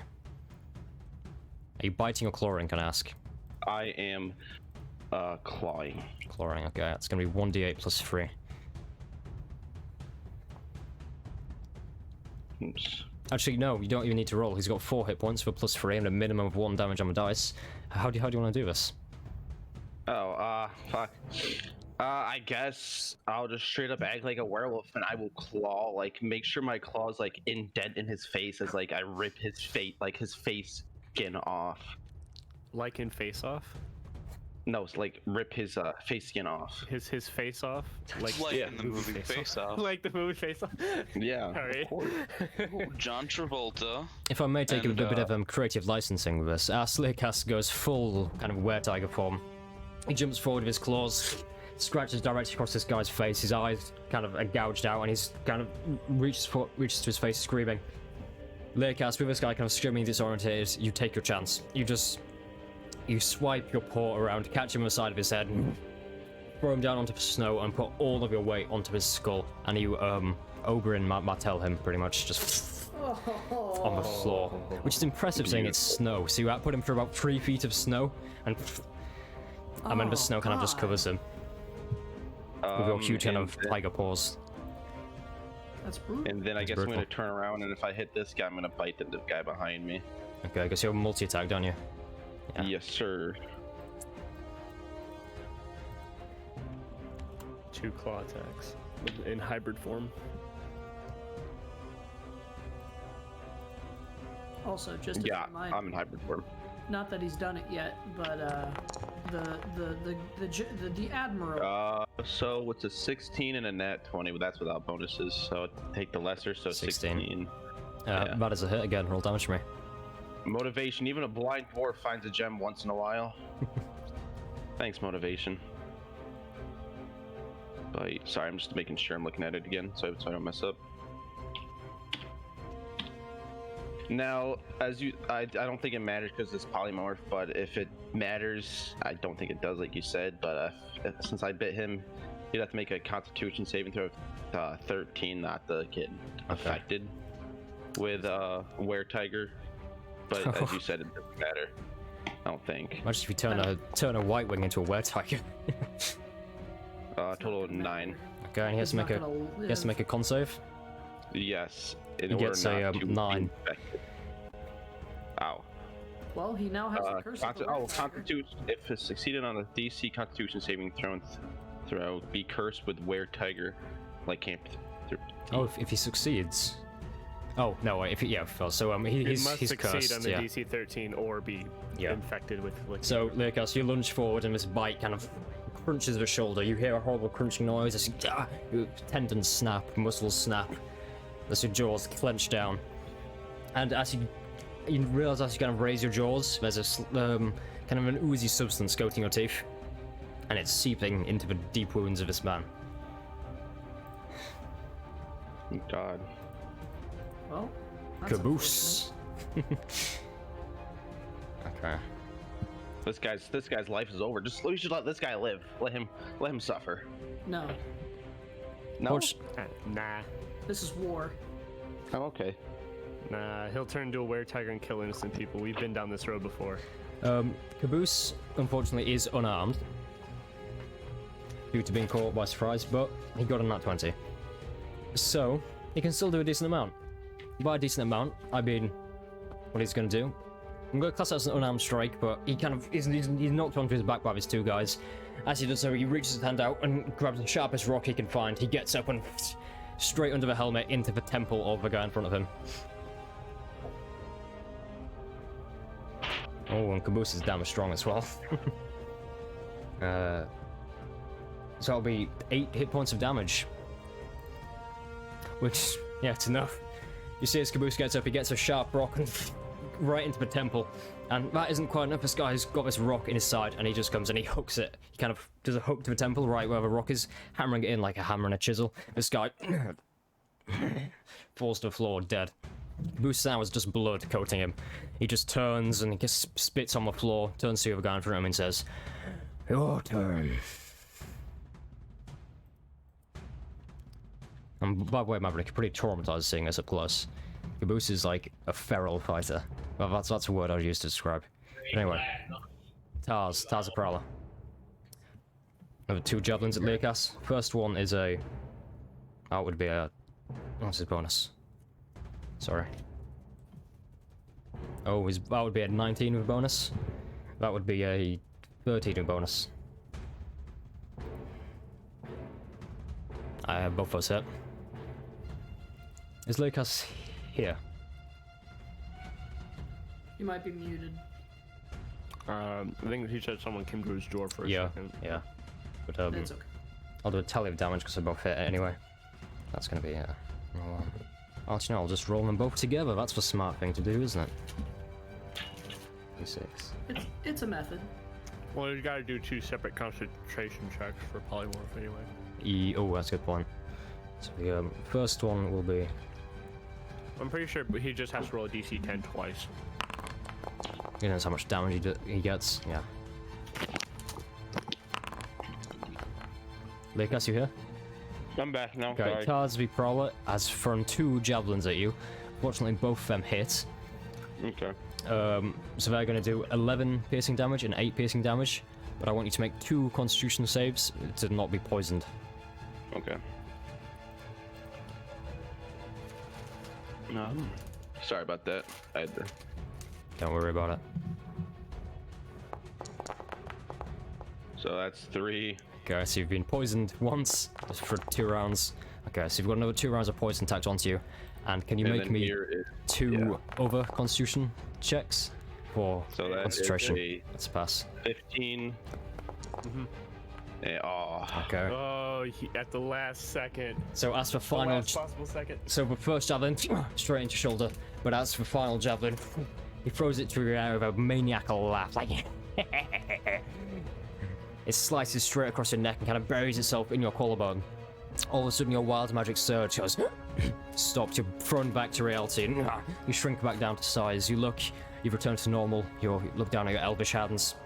You've got normal hair, no more claws or teeth, and you've got literally just a few javelins in you. A few kind of as you shrunk down to size, a few kind of squeeze themselves out, but you still got this one in your collarbone, so you have to kind of pull it out. And you look around, and everything is blurry and moving, and you are definitely poisoned. Okay. Hey guys. Turn of the Grease Admiral. Hey, God. Also, just Please remember say that after you turn back into human form from being a beast, like, hey guys. yeah, That's just the remember man's that face off. the good admiral still has a if he wants it. How much is that inspiration? 1d6 right now.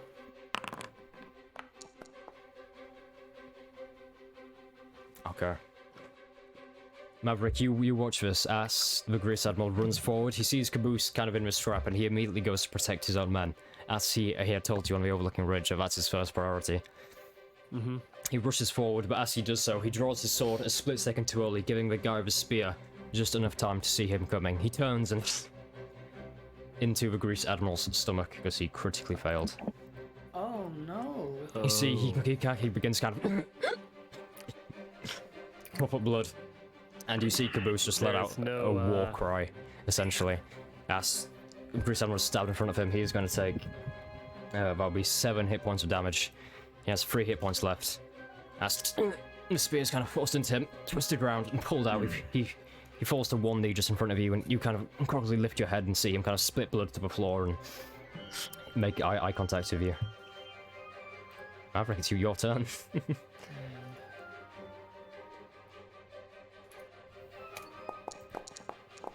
He gets 4 more points of health.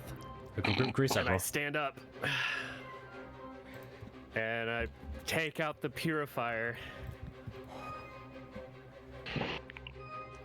He's gonna glass this planet. That's a 17 hit. to hit. It's the only way to be sure, The flood can't be stopped. but they can be eradicated. The food can. 9 points of slashing damage with the purifier against this gentleman to my upper right. Okay. Yeah, you And kind of the bring it around, Admiral's you got slice his 4 straight points across of his healing. stomach. Yeah, you slice straight across his stomach, some blood begins to come out, but the chainmail seems to have stopped most of it. What you've done essentially is broken a few links of the chainmail, but he seems mostly fine. Yep. Maverick had attention. It's now a turn of a 24 soldier who is going to rush towards the cannons as far as he can. And then it's a turn of a White Rings regular you just stabbed. Oh no. Eye for an eye. Okay. Where? Or else he's gonna go after the Admiral again. Who knows? I can't see Leo Costa's character on the map. You have limited vision. Oh, is that why he's? Oh wait, seeing no, the Leo, dark? you can't see your own Or character. not Leo Costa. I mean Lugos. You have He's 60 feet of dark vision. Way off. Oh, what a coward. Yeah, worry about he's just beyond your 60-foot dark vision. Okay. This guy's going to go to hit you, Maverick. All right. 21. Oh, that does hit. Okay. 4 points of piercing damage. As the spear I'm at 1. comes down, I'm at 1 right, HP. you kind of do Thank this you, and it's right into you. But the Grease Admiral, being the best one he is, he has a reaction when friendly troops within 5 feet are being hurt. So with his reaction, he is gonna kind of get up to his feet with his saber and try and slice straight across this guy's throat. He still has his D6 from Kashaw. That's a good point. So that makes it a 10. Then let's add the d6 on. 10 wouldn't have hit. D6, 12. Beats. Ah, yes. So he stands up. He kind of. The words of Kashaw kind of go through his head about kind of you're the man who should be leading this. He looks up, sees Maverick just been stabbed, sees Caboose, with blood all over him, kind of composing himself. He gets up, gets his saber, and says, "Get away from my boys. Slices a saber straight across, and he is going to do. Wow, he does a little. Okay. Come on. Come on. 6. 9 points of damage. The saber slashes across this guy's throat. He begins to bleed profusely. His throat opened up and flayed. Again, this guy falls onto his back, clutching at his throat, still clinging onto what semblance of life he has. Unfortunately, he's not quite dead. This guy is gonna go for joy. Misses. Okay. Ha. Almost to the end of combat. As we go back to the Lugos, everyone is almost dead here. Okay. Let me see. After we finish this fight, I gotta go. Okay. I want to see how far away from how far away am I from the main skirmish? The main skirmish, as in Yeah. where Tars is, or Where everybody is. well, Tars is about 85 feet away from you. Maverick and the Grease Admiral about 40 feet away from you. Damn, is Tars running now? He's No. just kind of hiding behind a tree, firing his javelins in. What a coward. Damn, I can't even get that far, dude. What I could do... I guess they just have to keep supporting from range. I'll move my, my, like, Hunter Spray. I'll use a bonus action to cast it on one of the, White Wings regular that is attacking, the Grease Admiral. Okay. Yeah. And then I'm fun to shoot him, so Yeah. Roll tip me. kind of like throw my swords down, kind of pull out my bow, seeing that things are quite dire. 1 second here. There we go. Wow. Okay, 1 second. Please close. There we go. All right. It's an 8. Okay. So in the haste of throwing your swords down to get a shot off, you fire it, and it's about to go straight for his head, but Mrs. As the Grease Admiral fires across his neck with a saber. He falls onto his back, and the arrow whizzes into a tree at the back. Funking. We've got a satisfying sound. Feck. I'll go ahead, sling my bow back on after I took a quick shot, take my swords back up, and move 30 feet closer to it. To Maverick or Yep. whereabouts? To Maverick. Okay. Let's see to my turn. Oh no. This may be the last chance I can do this, but let's see if the cannons recharge. It's a recharge. The cannons are gonna fire once more. Oh boy. And this time they are loading a grape shot, which is essentially fragmentation. Oh boy. It's a shotgun. Yeah. Well, by all technical definitions, yes.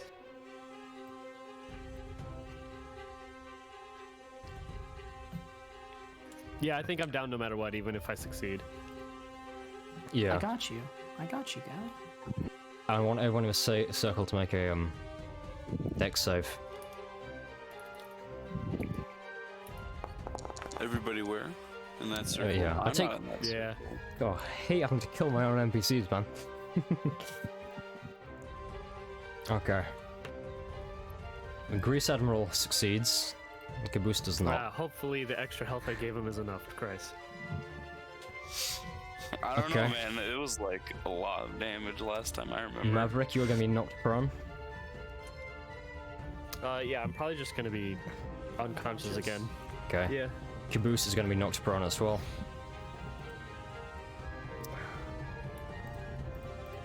Yeah, I'm unconscious. Okay. I only have 1 health. So- Okay.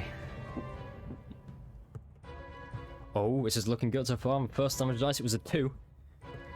Second one it was 8. Yeah. 13 points of piercing damage as this fragmentation shell. As it lands, there's this thunderous ringing in your ears. It tears through the atmosphere around you. You see the shell splinter into 1,000 metallic pieces. Shrapnel fires out everywhere. Kills his own soldier, He too. kills his own Shit. soldier. He's essentially just minced. Bits of him fly everywhere. Luckily, it shields the Grease Admiral somewhat. He's going to take half damage. Puts him to 0 Yeah, puts him to 0 exactly. He has 7 left. Half damage is 7. So Well, he's... that's unconscious. Luckily, yeah, if it was -1, he'd be minced, but luckily, a piece of shrapnel hits him straight in the side of the temple. Falls backwards onto a rocky floor. Maverick, of course, are going to take 13. Caboose Yeah, is... just a 0. Guess how many hit points Caboose has left, guys? 1. Well, he had 13. Takes full 13 Yeah, damage. it's 0. Oh, he's at 0 too. He's at Oh, 0 shit. too. Looks like Matthias is the only one walking away from. Luckily, they're not dead. I was honestly expecting them to just both Grease Admiral and Caboose morally killed. But you see, they've both had shrapnel tear into them. It's the same with you, Maverick.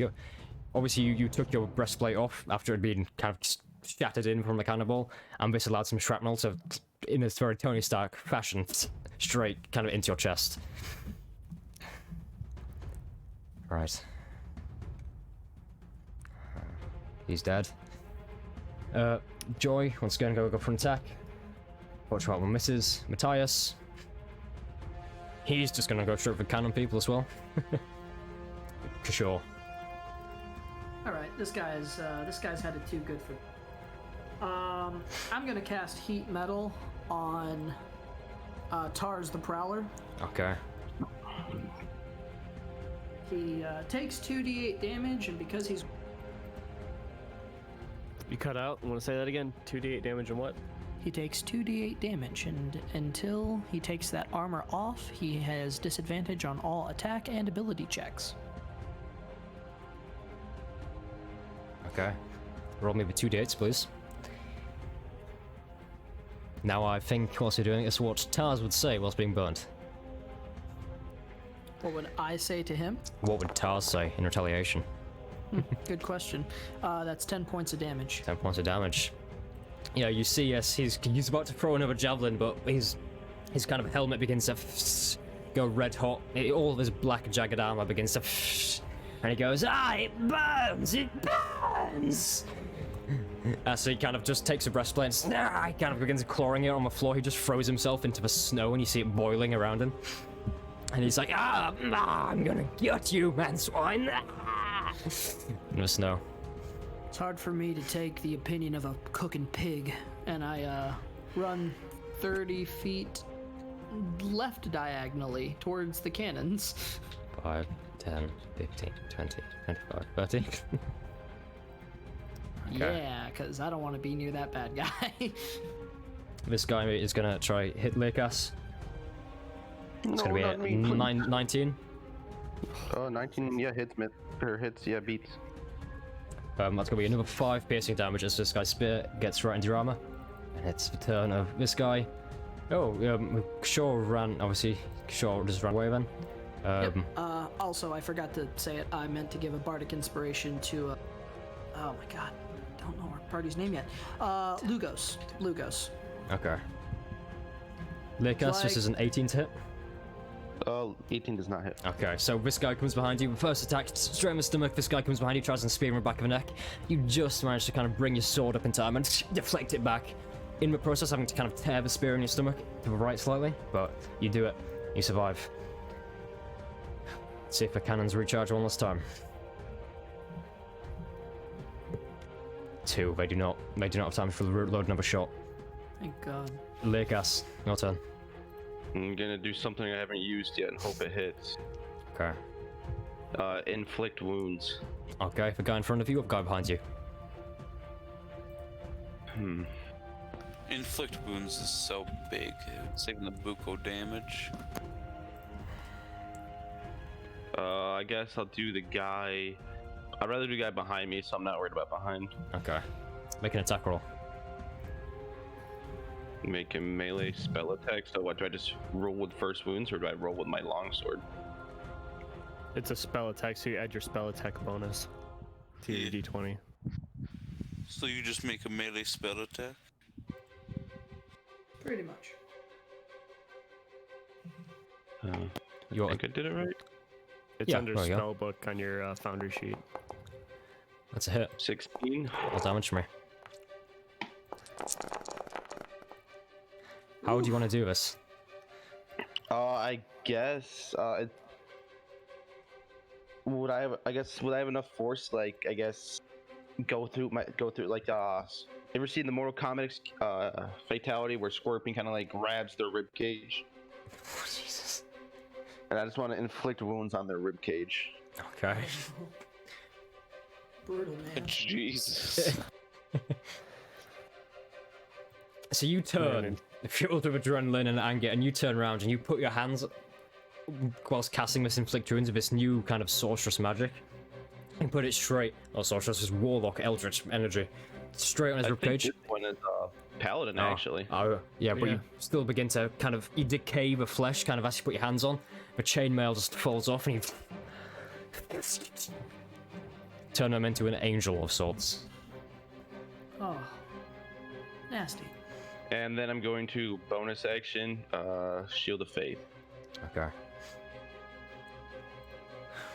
Well, everyone's dying. That's nice. And then just look right at the other shoulder dead in the eyes and give him a smile. Caboose, unconscious. Tars, it's his turn.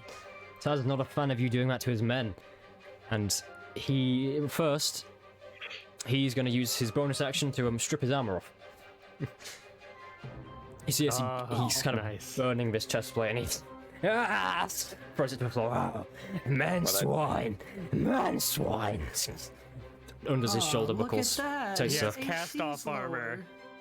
He has And- cast off armor. That's great. And as he unbuckles his kind of straps, and you see his kind of horribly burnt torso, scars all over it. He unders his trousers. Unfortunately, he doesn't have anything on the top of his body, and all he really has on the bottom of is like this burlap underwear. So he kind of gets his stuff. He just grabs a few javelins from his bag. He's wearing literally nothing apart from like his cloak and his underwear at this point. Oh, good. He's easy to hit. Squishy. He points a javelin out, and he is gonna throw another 2 at Lekas. God dang it. That's gonna be a. He gets a +5, so that'll be a 19 Nope, and a 17. does not hit. Okay, so another two javelins gun. You deflect both. You bring a shield up. You see as he's still kind of scratching off his legs from the heat. And let me just check something. I Oh. yell at him, come at me, you freak!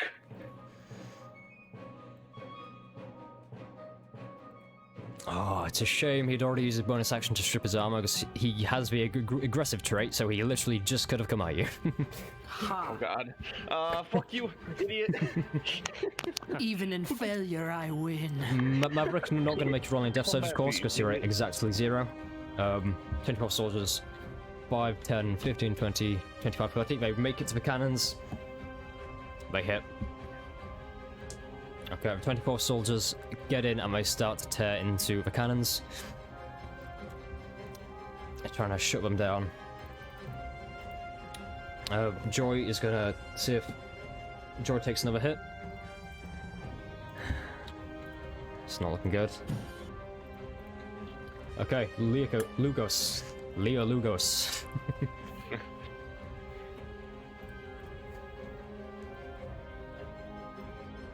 I will say this entire thing has lasted about 30 seconds so far in game time, so it's rapid, intense combat. Dude, that's like, Hey. so I turned into a quick cat, turned back, the Maverick got shot down. Yeah. Wild. Also- Oh man. So that dude Lugos. got destroyed. What's up? You do have an inspiration die. Just keep that in mind. Thank you. Mwah, thank you. I'll go ahead. Fucking Slayer's Prey on the last people manning the cannon. Okay. One of them.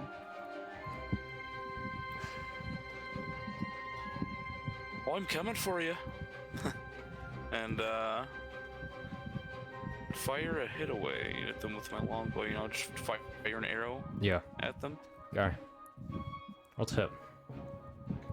Are you attacking it's the one, not. the 24th guy is already attacking who's injured? Yeah. Yeah. Well, whatever. I'll just have to do it manually. Won't let me do it here.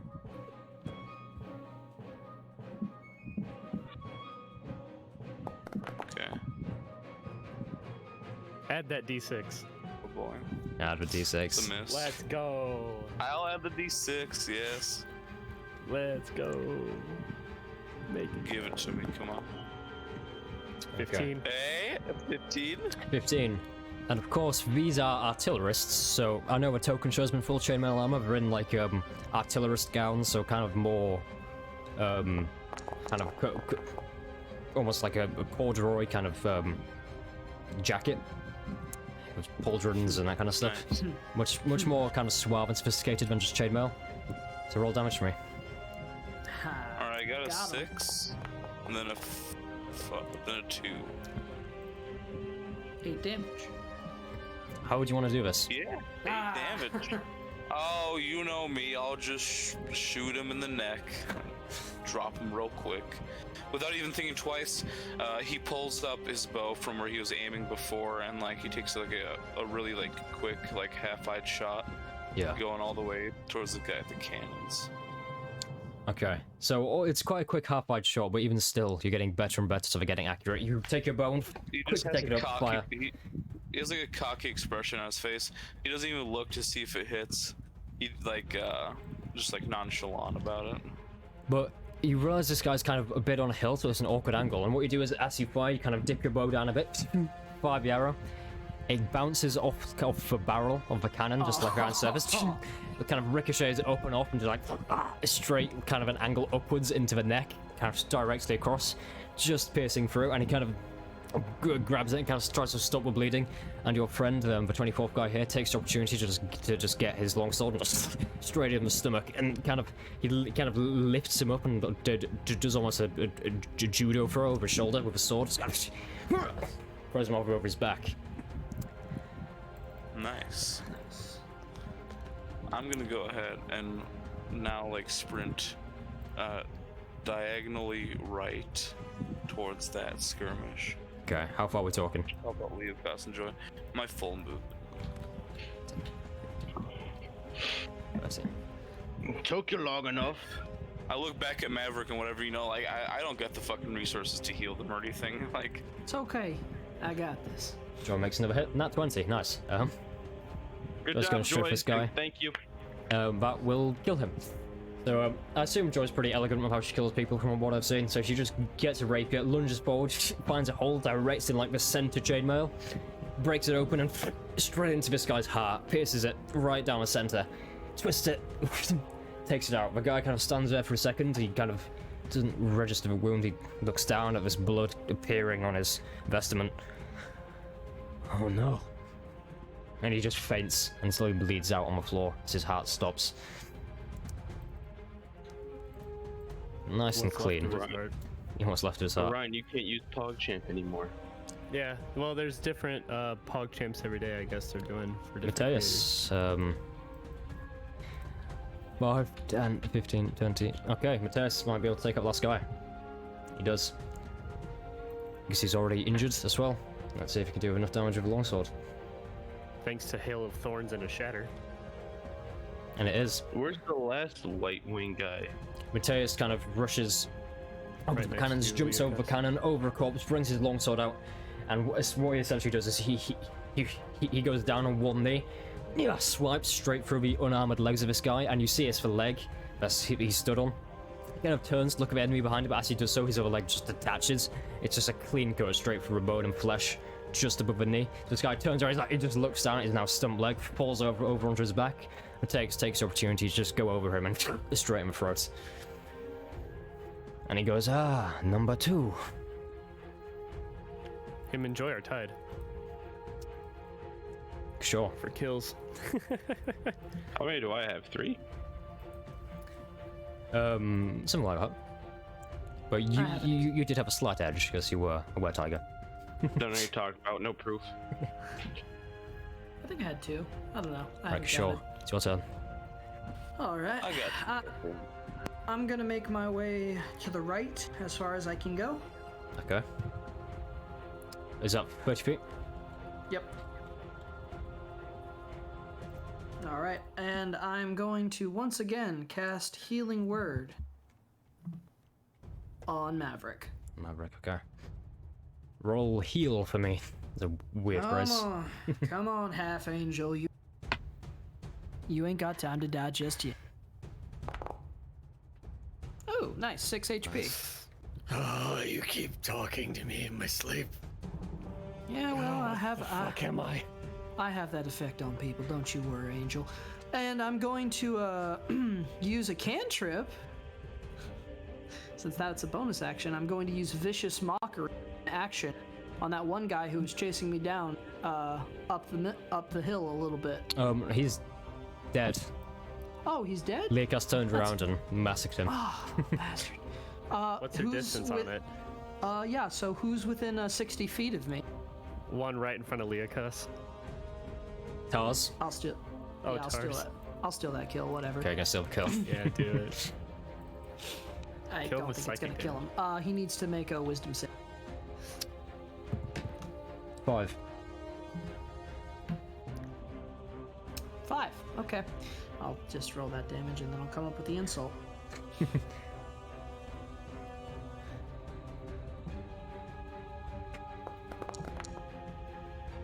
Right. 3 psychic damage. And I stop, I turn, I look at him and was like, you know, for someone who keeps talking about swine, you sure look like the portliest little pig here, fatty. He kind of looks around. Poor Tars. Yeah, you see like a single tear roll down his cheek. So Grassy looks around. He's like, I wasn't one calling people swine. That was him over there. And he points a finger to Tars. Nice. Nice. Nice. He takes 4 damage, and as a bonus, since he failed his wisdom saving throw, he has disadvantage on the next attack roll he makes. Convenient, because it is now his turn. He's going to go for Lakas. First roll is a 2. Not going to get any worse than that. Wait, let me check. No, next one's a 19. 2. The wrist sword, he kind of has a spear. He looks around, very now insecure about his weight. Which is forward thing. It just bounces off Lakas. About his weight. He's doing a thing where he's keeping his elbows close into his body, like popping out his chest to kind of make him look nice and a nice V taper. And he runs forward with his spear. Lakas, it just bounces off your very heavy armor. And he kind of looks at with visible fear in his eyes. Okay, it's now a turn of this White Wings regular here. The last cannoneer. No, Matthias killed last. I don't know. I forgot to murder him on the list. There you go. You've been murdered on the list. Well done. Congratulations. You're dead. There's only one man left. Lakas. Well, Tars. Tars is a problem here. Can't let him escape. I'm gonna look at this guy and kind of just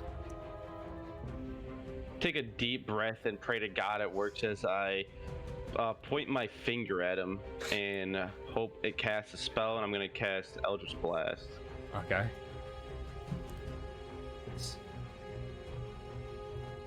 Because I'm thinking like, if I did that, can I do something else? Yeah. So kind of just seeing what works, because this is the first time you've attuned to magic. Yeah. Eldritch Blast, roll.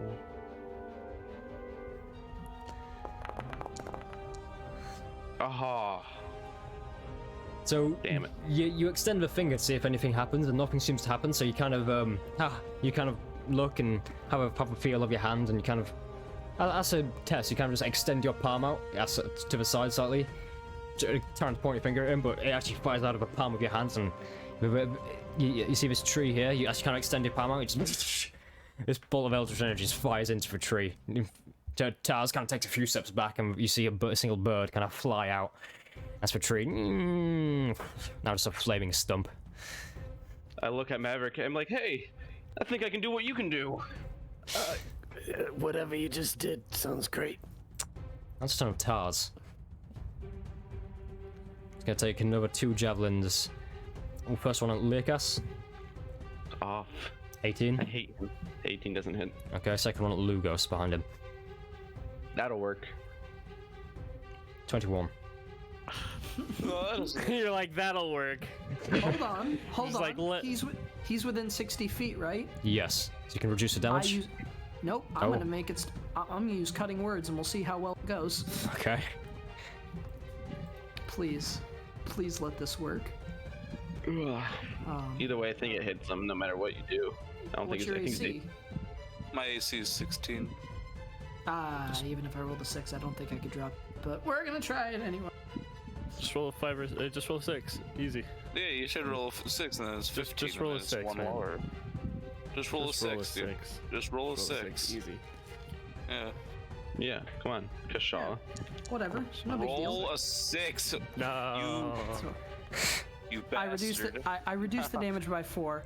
But Okay, just anyways, down to as he before it leaves his fingers, I'm just like, listen, you're just making your arms look flabbier when you throw those.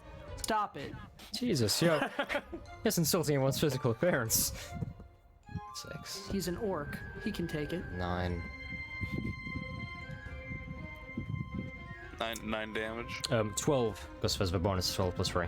So you take 12 piercing damage, and I want you to make a con save for me. Reduced by 4 though. So I'll be 8. 9, 8. Yeah. Yeah. Make a con save for me as well.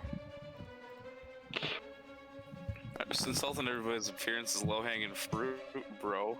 Okay, so you're gonna be poisoned for 2 rounds as well. That's this javelin whips across straight kind of into your stomach as you engage in combat. You rip it out, it's got these barbs in it. As it does so, it seems to release a poison into you. Okay. Yeah. Fine, do you want heal me- punch. Looked up at him as Maverick. I take it out. Do you You're want me to cut deeper? I'll cut deeper. I can do Oh, that. wait, no, I can make it happen. So sorry, that was not the end of his turn. So as Taz throws a final javelin, he looks around and sees kind of a tide turning against him. He looks, he sees his armor, he kind of picks up his armor off the floor and kind of hesitantly holds it at arm's length. And he turns around and says, "This won't be the last you see of me, man swine!" And Oh, you're a coward too, huh? he's gonna bolt with his 35 feet of movement. That's kind of over here, as far as he can. Punk, A bit like that. little bitch. Maverick, your turn. Okay. Maverick. Maverick. Yeah, I rolled. So Grease is gonna get 4 HP. Okay, so you go over, kind of put your hands on his chest, this golden healing energy comes out as your eyes glow. He wakes up to glowing eyes and says, "Oh, what the hell happened?" I put the other hand on my chest. Cannons are down. Taz is left. He looks around and obviously sees about the lack of an imposing figure standing up. He's like, "Where the hell's Caboose?" Have it right here. Yeah, he just kind of crawls across the floor and kind of cradles Caboose's head. And he's like, "Come on, son. Come on, son." Is combat officially over? There's one person left. Unfortunately. One person. I got Grease up and I second winded myself. Okay. And I'm just gonna. I got caboose. Don't worry. I think I used all my healing light. Yeah, all my 3d6s are gone. Man, all of my Asmar stuff's gone. Oh, Lucas man. All I will have left skip is straight to you against Oh, this man. last soldier who is terribly hurt. I've got 1 hit point.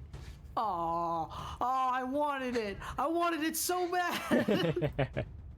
Man, imagine if you max I see- rolled 4 instead of 3 on your psychic. Can I see Tars running away? Elijah, take this guy out so I can. You can, but he's about, from this point, probably about 60 feet away from you. Is he 65 running feet. away? He's running away. Yeah. Yeah. He's quite speedy for Orc. I'll And I will point out, he's Does the- running into a snowy valley without any clothes. You don't think he'll last long. Does the Make sure you don't last long. How injured does Tars look when he ran? About Not half too health. bad. Yeah. He didn't make I mean, I bleeding guess yet. I could take out this guy. This White Wings, I could. but That would end theoretically- initiative, I will say. Okay, I think I'll run up to him with my swords withdrawn. I'd laugh to get in that one. You trip and fall Alright. on your swords. Come on, I want this. Just give it to me, please. Well, you're poisoned, so it's at disadvantage. It might happen. Oh, Yeah. sure. Disadvantage. Is it at disadvantage? It is. You've Yep. been poisoned. Okay. One second. So you're aiming for like a 9 or higher, I think. Yeah. There we go. 9. It's a Okay. hit. Your damage is a plus. There's no way you can't kill him. How do you want to dispatch the final for in combat? How do you want to do this? I got him one. Man, I wanna approach him. I wanna like scan him up and down with an eyebrow raised. Hmm. Oh, you picked the wrong side, mate. I'm sorry to do this to you. And I want to throw one of my short swords into his stomach. And then what I'm gonna do is I'm gonna throw my other short sword up into the air, and then I want to do a roundhouse kick to it and kick it into his neck. So you put one in his stomach, you throw the other one in the air and kind of I throw one straight up into his stomach, and I throw the other one up in the air, and I kick it straight in. Like it flies like 10 feet, goes into his neck. Okay. So you put the first one straight into his stomach, and obviously he does the kind of thing where he kind of jolts up with a bit of blood just straight out, kind of goes onto your boots and the stone in front of you. Takes a few steps back, it's like the other short sword comes flying through the air. You give it a good roundhouse kick, and it's perfectly placed on the hilt, straight through his neck, and he just kind of looks at you with slowly glazing over eyes. He falls And then face down. before Oh, he suffers too long, I'll just take out the one out of his stomach and decapitate him. Jesus. Can I ask how you're gonna do it with the other sword in his neck? Are you gonna No, like? don't worry. As a Are you gonna guide. like pull both? I'll- Or? I'll- Yeah, as a guide Okay. along the length of that sword. Shink into the neck. So you kind of pull the other one out. He kind of stumbles a few feet towards you, and you have to kind of like steady his chest, and you just kind of go backhand the other one out, where it kind of rests against the ridge of your other sword, clean across. His lights slowly go out, and you gain both swords back in holsters. Nice. You see Tars in the background. You just hear Man swine! as he runs away, just screaming to himself. Yeah, that's unfortunate. I'm gonna go over to Caboose, and I'm gonna play a sweet little lullaby And sweet little. as I cast Healing Word, and I'm like, "All right, big man, no more time for sleeping. Get on up." Are we going after him? I'm sure I some turn of straight us to are. Leocast. I'm like, I'm so glad that we get to consummate our marriage, and I want to kiss Leocast right on the lips. Are you No. serious?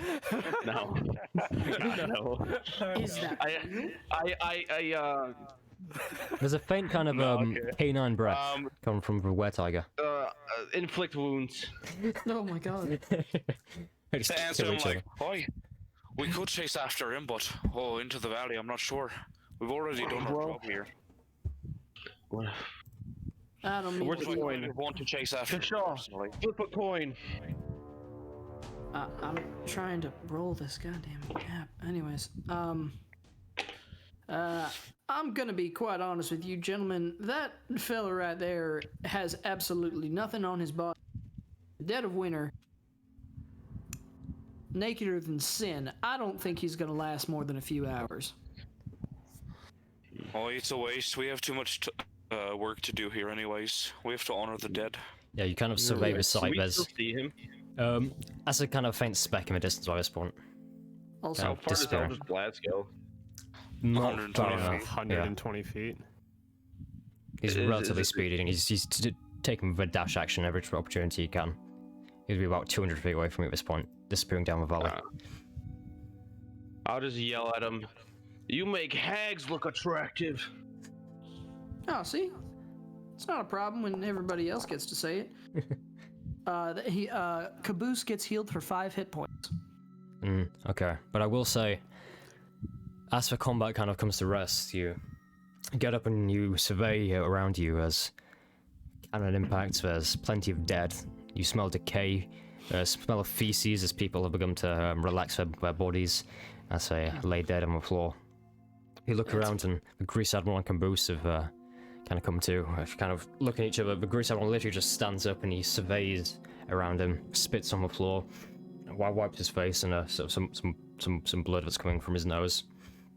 He just does a heavy lumbered walk with Caboose next to him, and as he looks up, he still sees the smoke coming from the cannon emplacement, and he essentially does the best kind of feeble joke he can, and you see him kind of begin to disappear up the valley. And as he turns, he says, "Oh, you, search for carts," and he points to two of the transport carts. One of them has been split over and kind of snapped in half, and you see grain coming from it, but the other one looks relatively intact on the left. It's kind of a back here. There wasn't anything sufficient to place him on. It's like, there.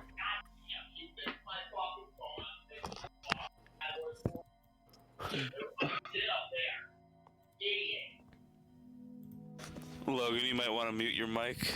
Yeah. Okay, so, yeah, it's about there. Okay. Oh, Jesus. All right.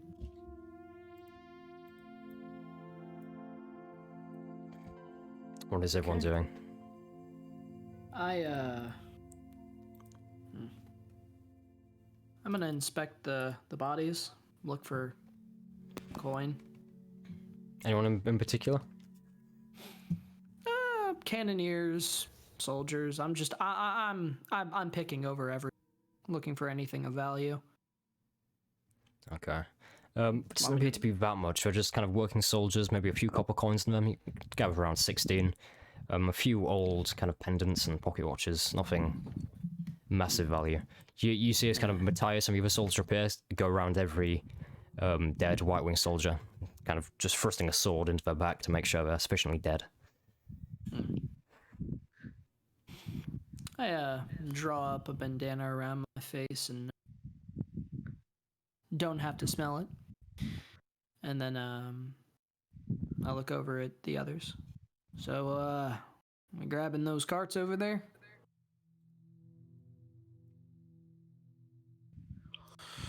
It's probably the smartest idea to carry all the dead around or whatnot.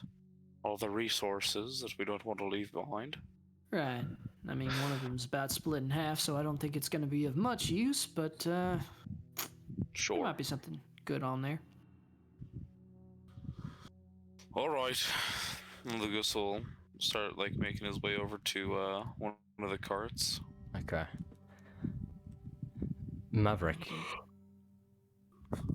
Eva? Yep. Okay. I'm just sitting back up against a rock. I'm just fucking As you kind out of it. as you sit up against this rock, exhausted, chest kind of incredibly painful, kind of healing yourself as you can.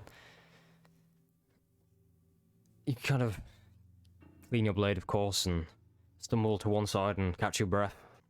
You wipe the mud and blood from your face, and all of a sudden, you feel a presence. And it's not a presence around you, it's a presence within your own head. All of a sudden, your biting pain yanks at your heart, and you kind of fall down, kind of, even from a sitting position, you kind of crumple over to one side, to one knee. As your ears start to ring with thunder, and your vision starts to blur and blacken. You kind of attempt to open, because you've been resting your eyes for a few moments, kind of blinking, and when you blink, your eyes seem shut, and you're trying to open them in a panic, but it feels physically impossible. You feel trapped, and you kind of try to move in a spasm almost, but your body, it's sluggish, heavy, and foreign to you. It's exactly like a bad dream. As for, you feel you can't move. It's like when you're in a bad dream, when, you just can't move no matter what you do. It's like, it feels like that. It's like, why can't I punch hard? Yeah, exactly. Everything's floaty and heavy, it's at the same time. But as for realization fills you, a calming and gentle voice fills your head. It's the voice of a woman, familiar yet so unusual. And as this voice of a woman comes into your head, your vision goes completely black. A faint smell of charcoal and mud, mixed with sweet, intoxicating perfume, seems to engulf you, transported away from the hell of a battlefield. A voice seems to drill into every kind of space in your head. I, too, once fought and took life like it meant naught, slashing and tearing my way to what I thought was right, with no empathy for whom my blade pierced, their friends and their families, however monstrous they may have been. Your father is a good man, and he holds the highest of aspirations that you can be too. You have these gifts to help those like your family, those who need protecting. Your job is not to enact wrath, but to do everything you can not to use these powers I give you. I have seen where a warpath ends up, where anger and hasty moral judgment will take a mortal. My own warpath ended in eternal injuries, an angel without power or flight. And I have given power to those who have used it to act as a judge, jury, and executioner. I ask you, Maverick de Leon, stand fast against tyranny, and defend the innocent with every bit of strength you have. Avoid any conflict that can be avoided, and I assure you I'll gift you the strength to help all those who need it. But do not draw conflict where it is not needed. Reap death where else there would be life, or else leave one who crosses your path worse than they were when they stumbled upon you. I ask you, Maverick de Leon, and it kind of loops round with that kind of final sentiment for about 3 or 4 times. Then, essentially, if this kind of continues and you feel kind of a bit out of it, and wheezy, then all of a sudden you are aware of solid ground beneath your feet. Once more, a cold wind on your face, and a single snowflake floating down to land on your wispy hair. Your vision has returned. Your ears slowly stop ringing with thunder. And drop by drop, your strength returns, and you look down at your hand as you rest against this rock, and in your clenched fist you feel something, and you open it, and there's a copper pendant with a symbol of your patron resting in your hand.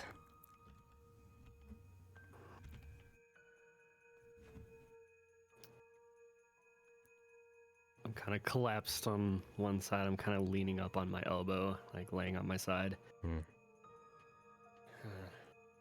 I'll just stare at it for like 2 seconds, 3 seconds, 4, and then close my hand around it, and then force myself to stand up.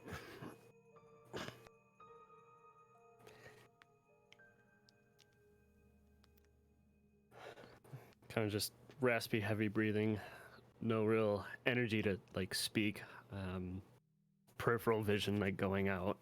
I only have tunnel vision, and gonna make sure Grease and Caboose are alive, and kind of just stumble haphazardly towards the rest of the party. Maybe Kashaw over at the cart, kind of just lumbering myself, carrying my hefty weight, taking the rest of my breastplate straps across my chest off, let it clatter to the floor, to take really, really hard, deep, painful breaths to force my lungs back in working order. Yeah, I'm just gonna take a seat back on the cart while, I don't know, we take some time to load it up or whatever, and I'm gonna pluck at my strings, something a little bit softer than usual, a little more somber. I'm thinking of a new song. Okay. And as Shaw sits and thinks of a new song, we are going to take a short break after that combat. What a wonderful time to take a break, isn't it all? But it's splitting it in an annoying place. Yeah. Alright, but we'll see you back here very soon. We'll take a 10-minute break. Does that sound okay, guys? Or would you prefer 5? Sounds It's great. up to you. Sounds great. Yeah, sounds good. 10? Okay, we'll see you back here at 10 past whatever time you're at. For me, it is 9 o'clock here. About very soon. Make sure you stay tuned and enjoy the music in the break. Bye-bye.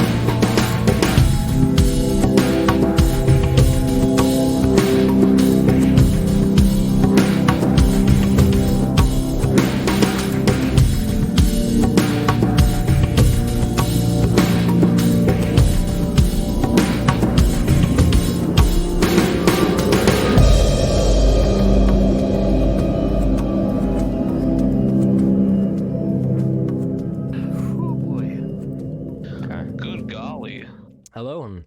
Welcome back from a break. Hope you all got a cup of tea, maybe some coffee if you're feeling particularly sacrilegious, and ready to watch some more D&D. I'm sacrilegious right now. Of course you are. I'm sacrilegious every morning. Oh, fiends, all of you. And in the afternoons too. I also have my 5 o'clock cup of coffee. I actually Weren't you prefer having a big old espresso yesterday, Spence? Yeah, well, So, true. where last we left off, you had just finished grueling combat with what was remaining of the White Wings. It was a devastating encounter, with much of a 24th Regiment that you travelled with slaughtered. Now, as the cold wind lapped against the back of your neck, exhaustion fuels your heavy limbs, and snowflakes flutter down onto your noses.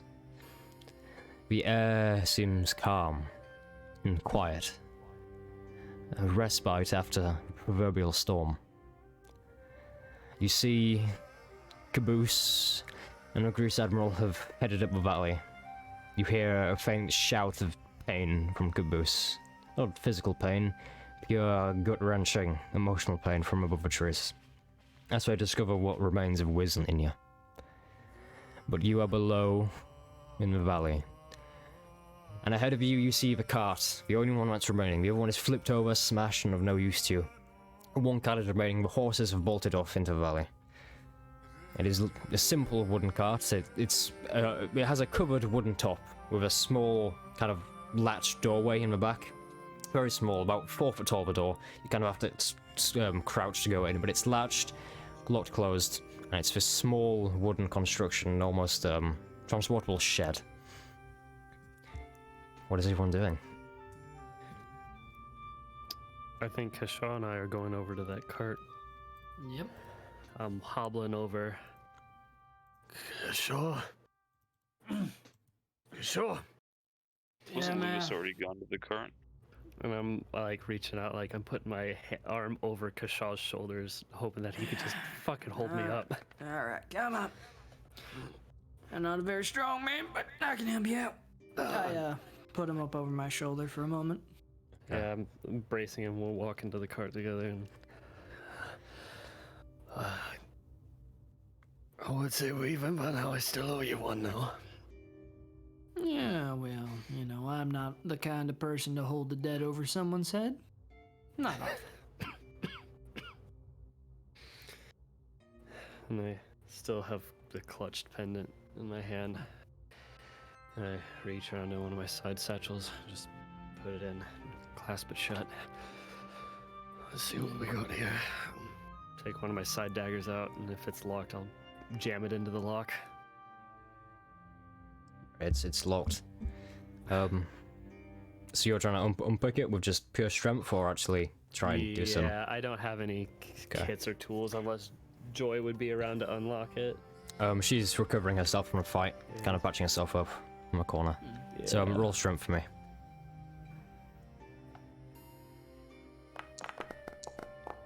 Oh, that's a nat one. I can't do it. I'll have to let Kashaw do this You're one. horribly injured, and you go and you kind of there's a searing pain kind of across from your pec to your shoulder as you feel like something snaps. How's about you try to let me handle this one, partner? I'm gonna give you disadvantage on the strength checks until you take a long rest from that. Yeah. Oh, I pulled something. Yeah, go ahead, mate. Go right ahead. Okay. I don't know if I have any thieves' tools because of my background, but I will say you can see the door's a very kind of rickety wooden door, thin, very thin planks. Is what it's made out of. it shouldn't be too hard. I'm gonna go for the lock. I don't know. I'll take what kind of stuff do I have? You know, I'll take a one of my ink quills, like a metal one that I have. Okay. And I'll try to break it open with a little bit more dexterity if I can manage it. Okay. Roll d20 plus your dexterity bonus. All right.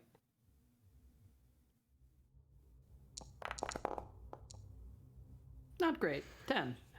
It's an old, weak lock. It's been in the snow for quite a while, so you have a quill, you get to work, and You're not a lockpicker by any means, but you have some experience with sneaking into areas, I assume.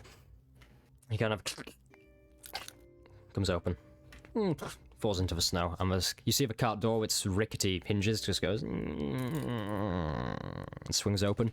Inside, you can see various items piled up. Seems to be some cannonballs inside, a few sacks of grain, and some crates and chests. It's a very compact storage area. You kind of have to duck as you go in, and it's incredibly claustrophobic. Well, I mean, I'm sure that the 24th could probably use a lot of this stuff in here, but you want to just grab it all?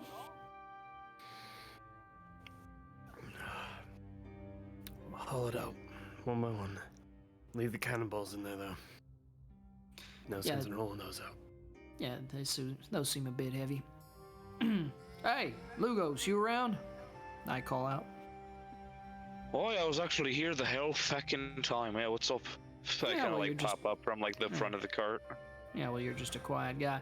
We got a few things back here that we probably need to transfer over to the functional cart. Oi. Alright. Yeah. I appreciate the help. He Mav limps here's, over. Yeah, Mav here's not doing so good.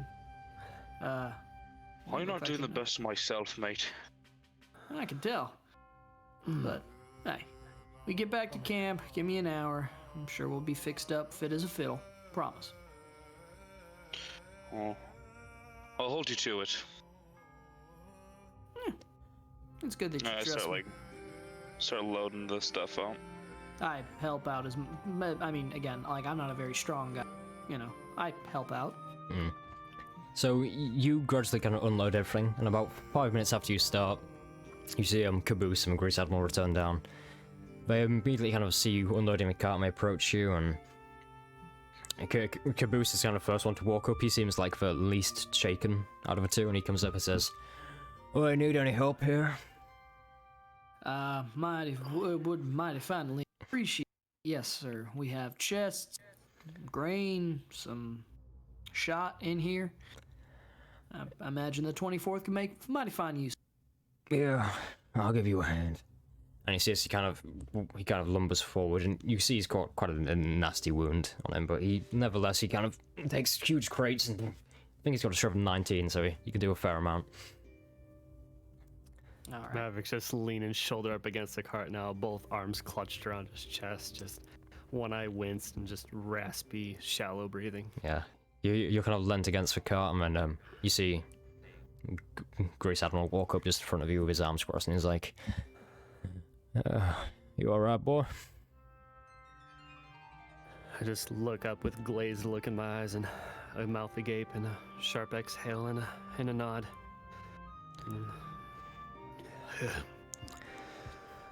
Yes, sir.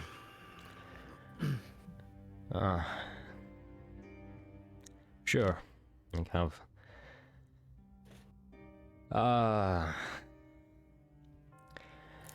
get yourself a drink of water. And he kind of goes to walk off, but before he does so, he kind of reaches into a pouch and he brings out a cigar. He kind of tosses a cigar to you and he says, "Try that. Help my nerves." And he goes to help unload everyone. But again, he's terribly wounded as well. He's got a massive spear wound in his stomach, so he can't do much. I'm gonna twirl the cigar in my fingers, but I think I'm just gonna hold on to it. I'll keepsake it. Put that in my pouch with the copper pendant. I honestly thought we weren't gonna get out of this alive. I had my doubts.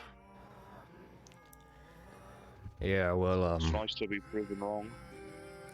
fortunately, a lot of my boys didn't get out of here too alive. Right. But we count our blessings where we find them.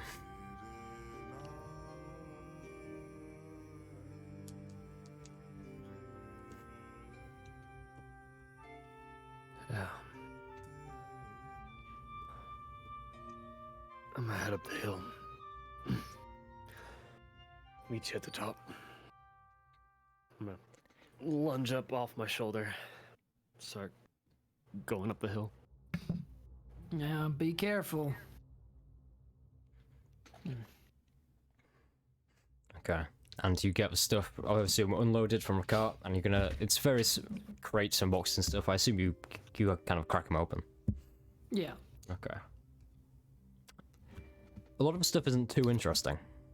If there's a new set of chainmail, dibs. Unfortunately, there isn't. There's a few swords. Nothing too special, but you do find a few interesting things.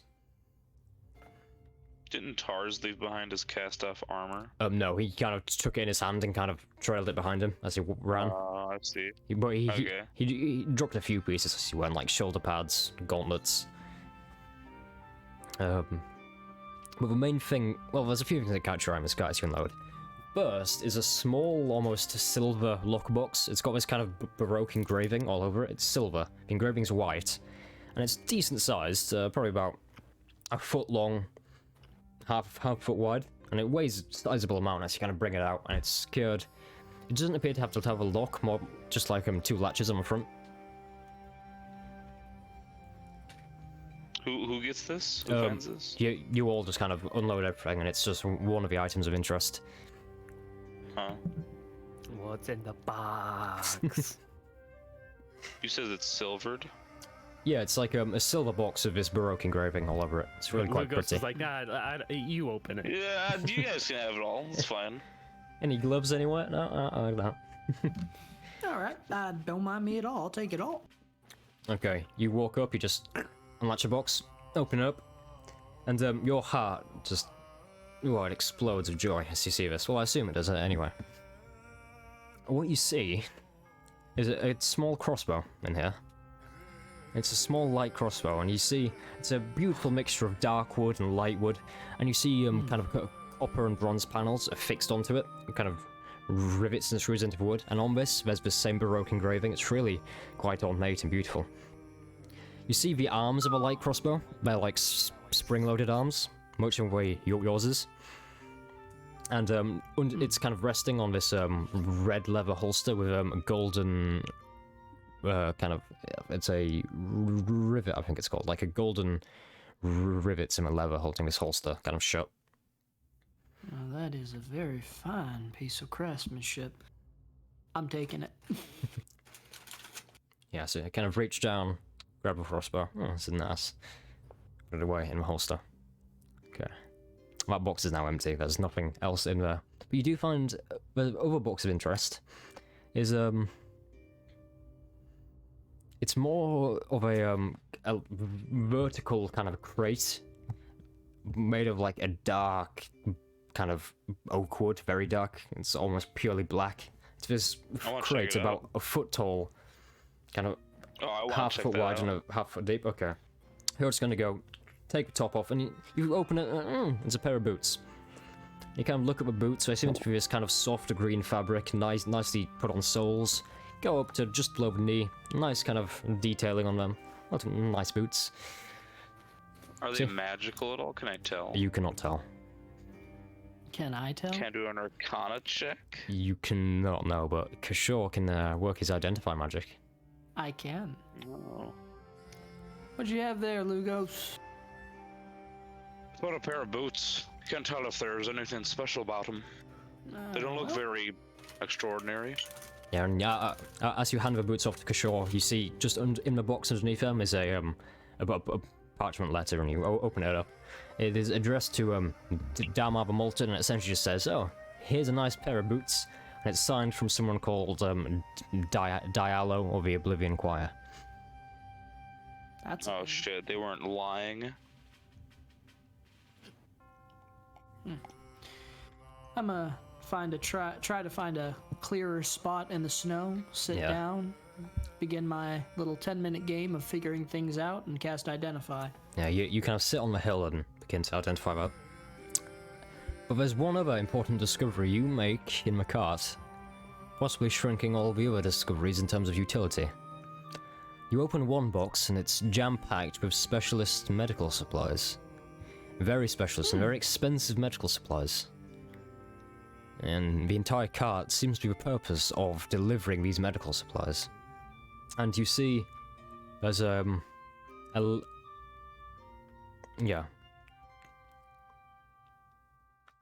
Yeah, you What? find medical supplies. There's no more to that Okay, because we find medical supplies. you didn't catch Tars. That's all you have. Hmm. How is my medicine? It's meh. Admiral, you think these medical supplies are going to be of any use to the 24th, or why the White Wings would be transporting such a large cache of very particular supplies to wherever they were going? They might have a lot of injured. It's possible. Well, they most certainly do now, but why before? Well, that's what I'm saying. I'll hold up at the town where. Oh, what's his name? Mars Molten, right? Damar Molten. That's his name. Damarth Molten. Aye, where Damarth Molten's all holed up over in the town up north. He might have a lot of injured there, maybe. Well, I guess if they required it, then it's ours now. I just hope that it didn't necessarily need to be in the hands of the people there. That's all. The thing is, you can see these are very specialist supplies. They wouldn't be helpful to like a wide variety of injuries, more so just like one or two key injuries. Well then, I think these will make a mighty fine addition. 24th supplies. Don't you agree?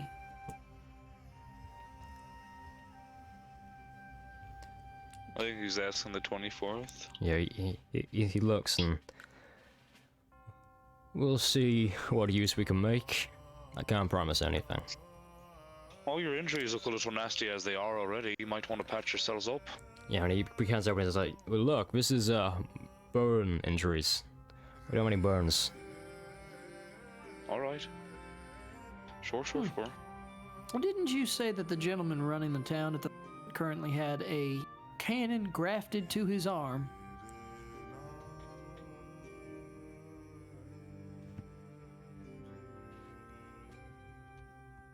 Are you asking me or Lugos?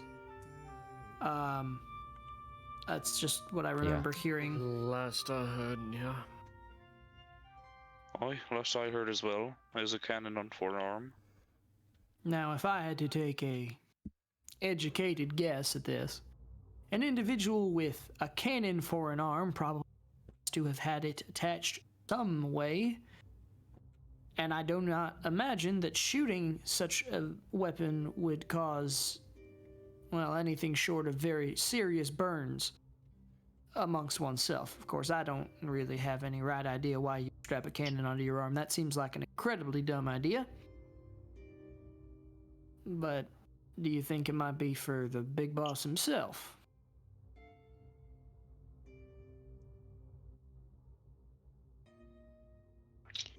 Hard to say. Well, there's always a possibility. Well, either way, better in our hands than in theirs.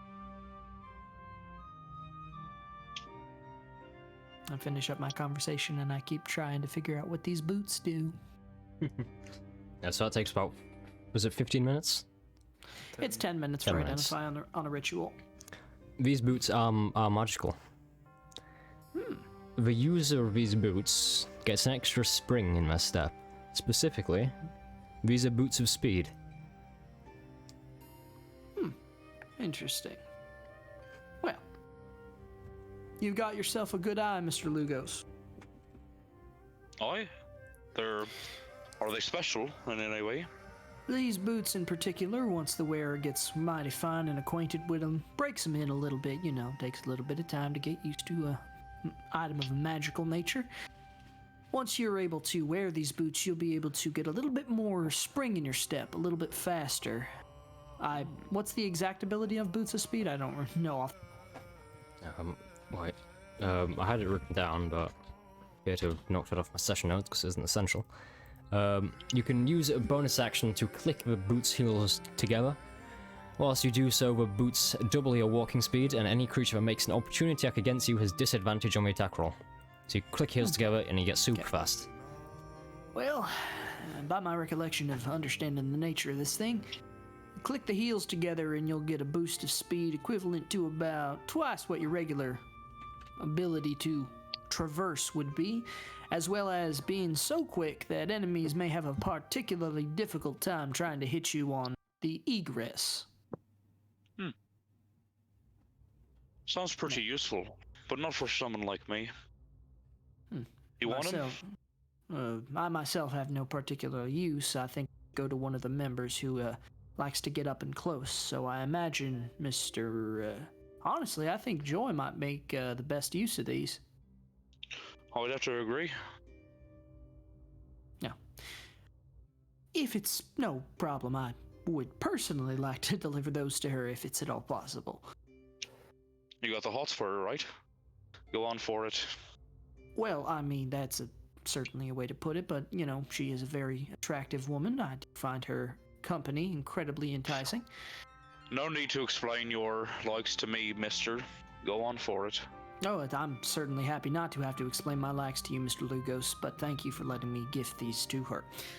I stashed the boots away for the time being until I have a conversation with Joy. Okay. And I take that crossbow.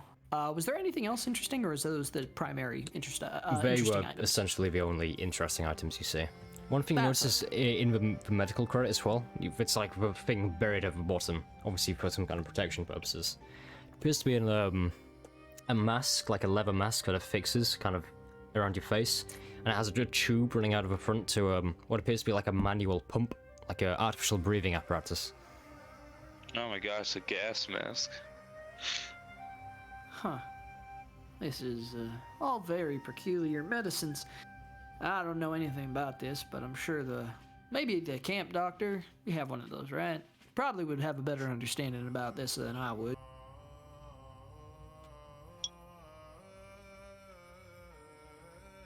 Hey, don't let Leocast see that. He'll want to keep it forever. Yeah, well, Mr. Leocas is, I don't really know what his whole deal is, but this is much better in the hands of trained medical professionals than I think any one of us. So. Absolutely. Alright, after I'm done loading the carts up, I want to see what Grease and Caboose are up to. Caboose is just kind of sat on the road, staring ahead towards the valley, and Grease is kind of just stood next to him and like, kind of having a quiet conversation. Can I walk up beside them? Yeah. I can Stand beside them. What are they talking about? just general stuff, the memories of other fights they've had, and kind of past losses, and as you arrive next to him, he turns and says, "So, I guess the next step is Dalry." And he kind of looks along the roads to a kind of over-rolling hills where Dalry would be. Oh, you mean to do a push right now, or do you want to reconvene? Maybe relax a little bit before we try to push. Look, son. Look around you. Aye. There's I nothing see of the it. 24th left. There's 4 of us. We may as well go out with a bang and just go back as broken men. There's better ways to approach it than doing a head-on push, though. I say we wait till tomorrow night. Sneak in, Aye. return him. Then we I go and believe- kill this damn other Molten. I do believe that is the best course of action. Oh, where the sir. hell do you come from? He kind of looks behind him. Oh, I couldn't help y'all notice. I couldn't notice in having a conversation over here. I thought I'd add my own 2 cents before we started headed back. There are a couple of approaches that we could try to take, but I want to mention right now before we even get the chance to go back. We could steal the uniforms of the White Wings and sneak in that way. It's something. Well, if you can find us some intact uniforms to steal, you can do that. Time being, I'm gonna bury my dead. And him and Caboose I kind was of going to get up suggest that, actually. I will help you with that. Thank you. I'm gonna help out who needs to get back to camp, and get the supplies there as well. So we should probably get moving now before it gets too late in the day, I suppose. Yeah, so you will head back to camp with Mateus and his friend. He kind of walks up like, I heard you were going back to camp. Is that correct? That would be the preferred option. Yeah, we have a few injured here. Lucas, Joy, a few others that we need to get back to camp so that they can rest up And get the rest of these. you are, I believe we have not been introduced. Oh, Cash C. Cassidy, sir. Yeah, pleasure to make your acquaintance. Mateus M. Marino. Wonderful to see you. Mr. Mateus, I believe we should start getting our head on back now. Yeah. They're going to be busy out here for a little bit, so I'd rather skip the somber attitude personally, but all due respect. Yeah, he does a U-turn on a spot and begins kind of walk to the woods, and there's a few people kind of following behind you, and he's like, Kashaw, is that your name? I have to admit, I lied to you. You lied to me about what? I have no middle name. No. No, it's fine. It's perfectly fine. I understand. You know, I've always wanted a middle name, and it makes you sound more exotic, more posh. It's definitely an attractor of sorts. I find that it has, I do have a middle name, but this one is, well, it's useful. You know, Mr. Kershaw, how about you pick me a middle name? Mateus. Well, middle name. Give me a bit of time to think on it. I'll certainly give you one by the time we get back, yeah? You have yourself a deal. Wonderful to make Alright. your acquaintance. Yours too, sir. You begin to kind of head back up, and the snow at this point is about knee deep. So you kind of do these like large, kind of climbing over fence movements as you head your way back through to camp. A few people go with you, and it simply just leaves Maverick, Lugos, Grease, and Caboose back at the site of a battle, cleaning up, kind of talking and tending to themselves. Oi, pretty boy. Yeah. You're pretty beat up. How you faring? I just kinda like shout this to him. Fucking Are you shit gonna live? kicked underneath the horse trough, that's for damn sure. Why? How are you gonna live though? I'll live. Almost Alright, well get your fact. fucking arse off your cart and fucking help us out then. Alright. I'll make sure the next time you have a broken shoulder and 5K in ribs, I'll ask you to do some lifting. I would never expect anything else from you. Nothing less. I'll hobble up. Whatever stray supplies are left out on the bottom, I'll carry them up. Okay. And I'll follow Lugos. As you and Lugos kind of go and get the last of the supplies, just in the corner of your eye, you see Grease kind of next to a cart. He's kind of resting, kind of his back's against it, and he's squatted down, and he's just there with his hand between his head, and just completely covering his face. And after a few seconds, he stands up and sees you both there, and he's like, "Oh, hi." So, Oi. Yeah. were you praying or something?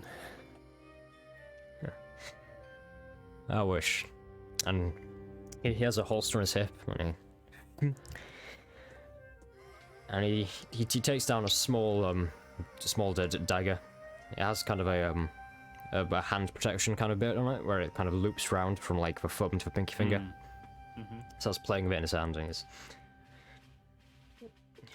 he slowly approaches you. He's just approaching us with a knife.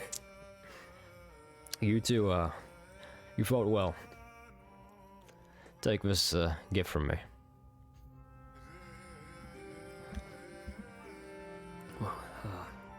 take it. What is it? Just a dagger, right? It's A knife? as you look down asking this, you see it's relatively old, it's chipped a bit, but it's in good condition. The main thing really is where in the middle of the crossguard, there's like a circular emblem. And you see it's the emblem of the 24th. It's a crest featuring a cannon topped with a crown, and that's kind of placed in these rolling fields of green. Wow. This might hold more sentimental value for you, mate. And I hand the dagger over to Maverick.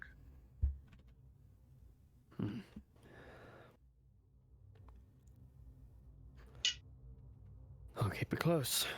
I'll attach it to the leather on my hip. Yeah. Well done, fellas.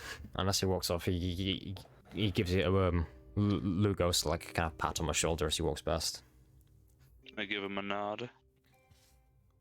As he says, good job or whatever. And I resume the duties of helping bury the dead. Yeah. Are you doing him in like graves or just like a mass grave? Yeah. Well, if it's probably Probably- just put them shoulder to shoulder, like standing at attention, arms down at their side. Kind of thing. Mass grave would probably be easier, yeah. It would be easier, but like at least lay them down shoulder to shoulder. I'll put a stone for every person that fell on the 24th on the mass grave. And what about the white wings?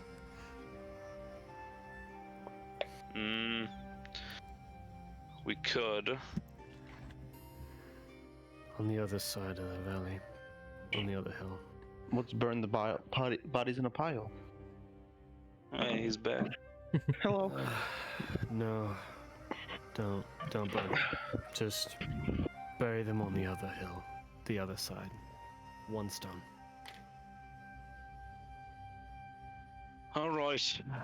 Sure. I'd like to get back to camp before sunrise I think tomorrow. I'm getting. I'll just use my left arm. I'll help bury these bodies again. We'll put them shoulder to shoulder, but we can stack them at least maybe 2 tall, but still buried, facing up. Yeah. Like, we're not gonna disgracefully bury them face down or nothing. Just shoulder to shoulder, face up, and whatever salvageable armor they'll have, maybe I can piecemeal something together. Roll investigation for me. That's the thing, yeah. I was also going to, as I through them, I want to try to make intact uniforms.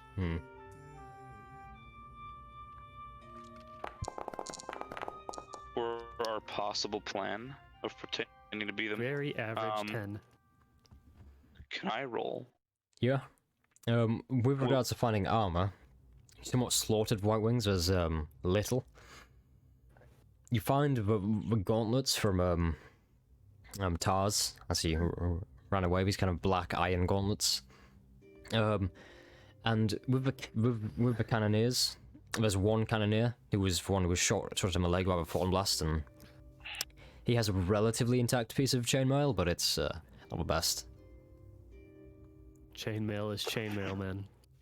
Is it investigation, you said? Investigation, yeah. I'll wear it if it fits, if it's chainmail. It's a 19. And you're trying to find intact White Wing uniforms. Yeah. Sure, why not? I'll try. Are we still in a forest? No, you're kind of in the valley. Okay. Investigation. You search around, and from what you can piece together, you find 2 full uniforms, which look passable. I got 16. Okay, and are you trying to do the same? I apologize to the corpse before I do it. Are you doing the same, Lucas? Yeah. Okay. You managed to find like another one that Lucas has missed. So you've got like 3 intact uniforms in total: chainmail, the trousers, boots, a small helmet as well. Cool.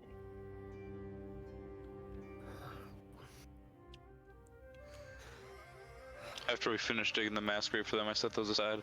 I want to bring them over to the cart that we're gonna bring back to camp. Okay.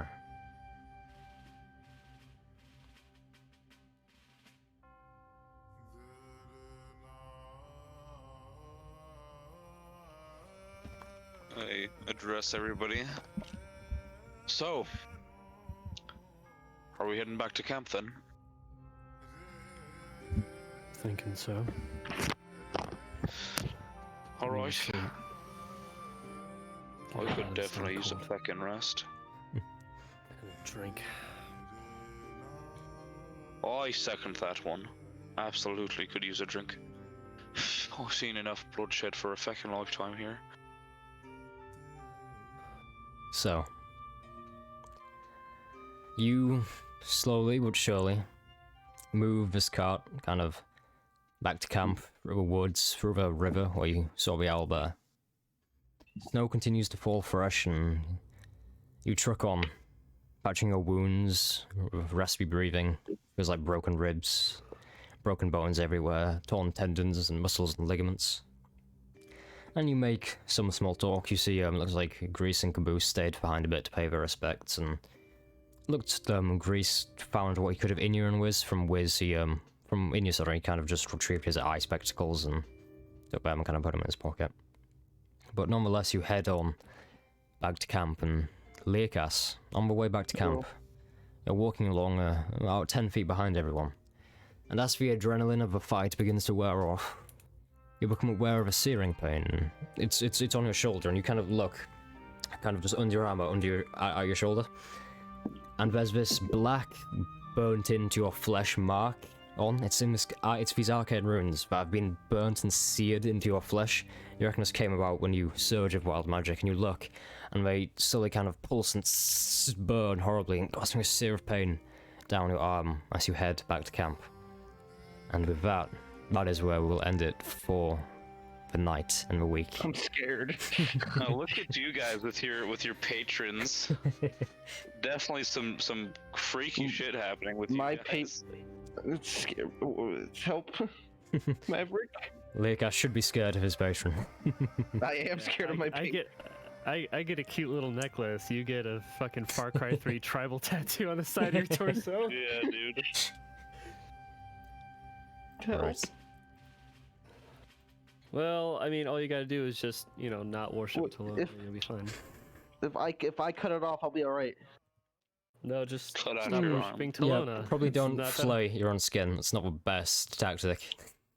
Peel you like a potato. We're seeing done in a movie. It's all right. Anyway, the smooth jazz started back on, which means the slaughter and grim massacre is behind us. Oh my god. And next week, we may have something in the works for next week, so stay tuned. We may have a special person on. You never know. And looks to be that is going to be the siege and infiltration of Dalry, and the face-off with Damar the Molten, which in retrospect, the session shouldn't have been called Damar Molten, but I couldn't plan that far ahead. So, next week... rename it in post. What was that name? Tarv? Oh, yeah. The Great Battle. Yeah, well, we should just name it after your... So this one will be like Tars the Prowler. Next one will be Damar the No, Molten. Tar's the coward. Oh, Tars the Coward. Yes. But next week you are going to face the challenge of infiltrating. What is this area called? The entire that we're area in? is just kind of a Ancestors Valley. It's the Ancestors Valley Yeah. area. Call it the Battle of Ancestor Valley.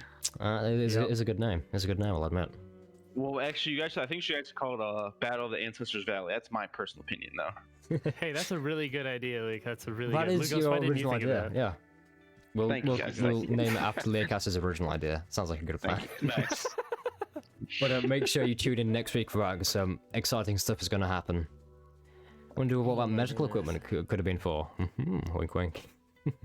Anyway, as always, Maybe just general supplies. thank you very much for watching. Yeah, I appreciate you tuning in and sticking with us on this weird and grim, wacky, stupid sometimes adventure. Oh, imagine the lazy writing. Oh, I wonder who's responsible for that, but either way. Thank you very much for watching, and we'll see you next Sunday for episode 8, yes, 8, episode 8 of the Roundtable, where we're going to wrap up this tiny chapter and head in to what lies beyond for the party. Hint, it's Arthur Spell's Ball. Anyway, hope you have a wonderful week. Stay safe. I'll see you Everybody soon. who is watching, have a wonderful, wonderful night. Bye-bye. Bye-bye. See ya. Ooh.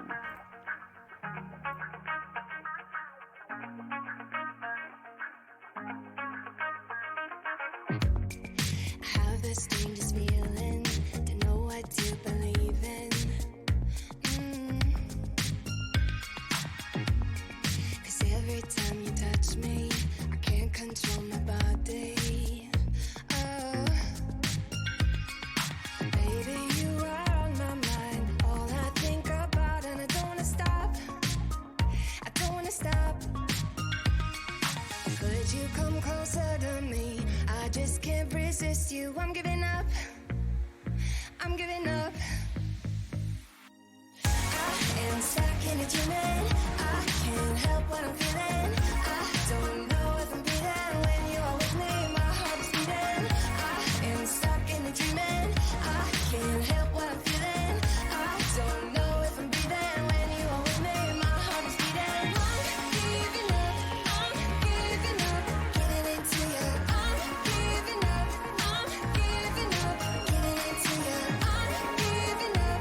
I'm giving up. Getting into you. I'm giving up. I'm giving up. Getting into you.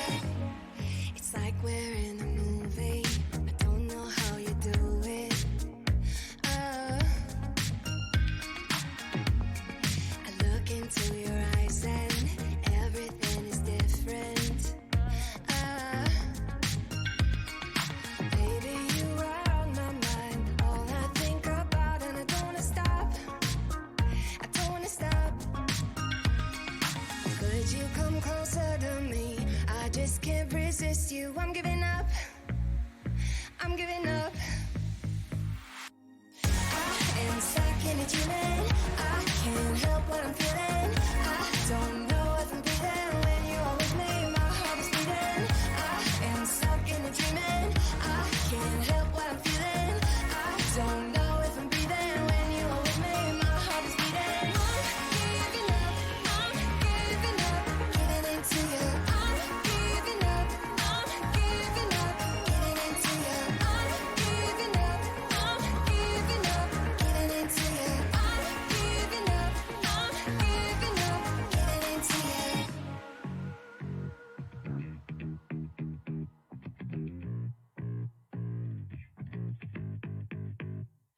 Baby, you are on my mind.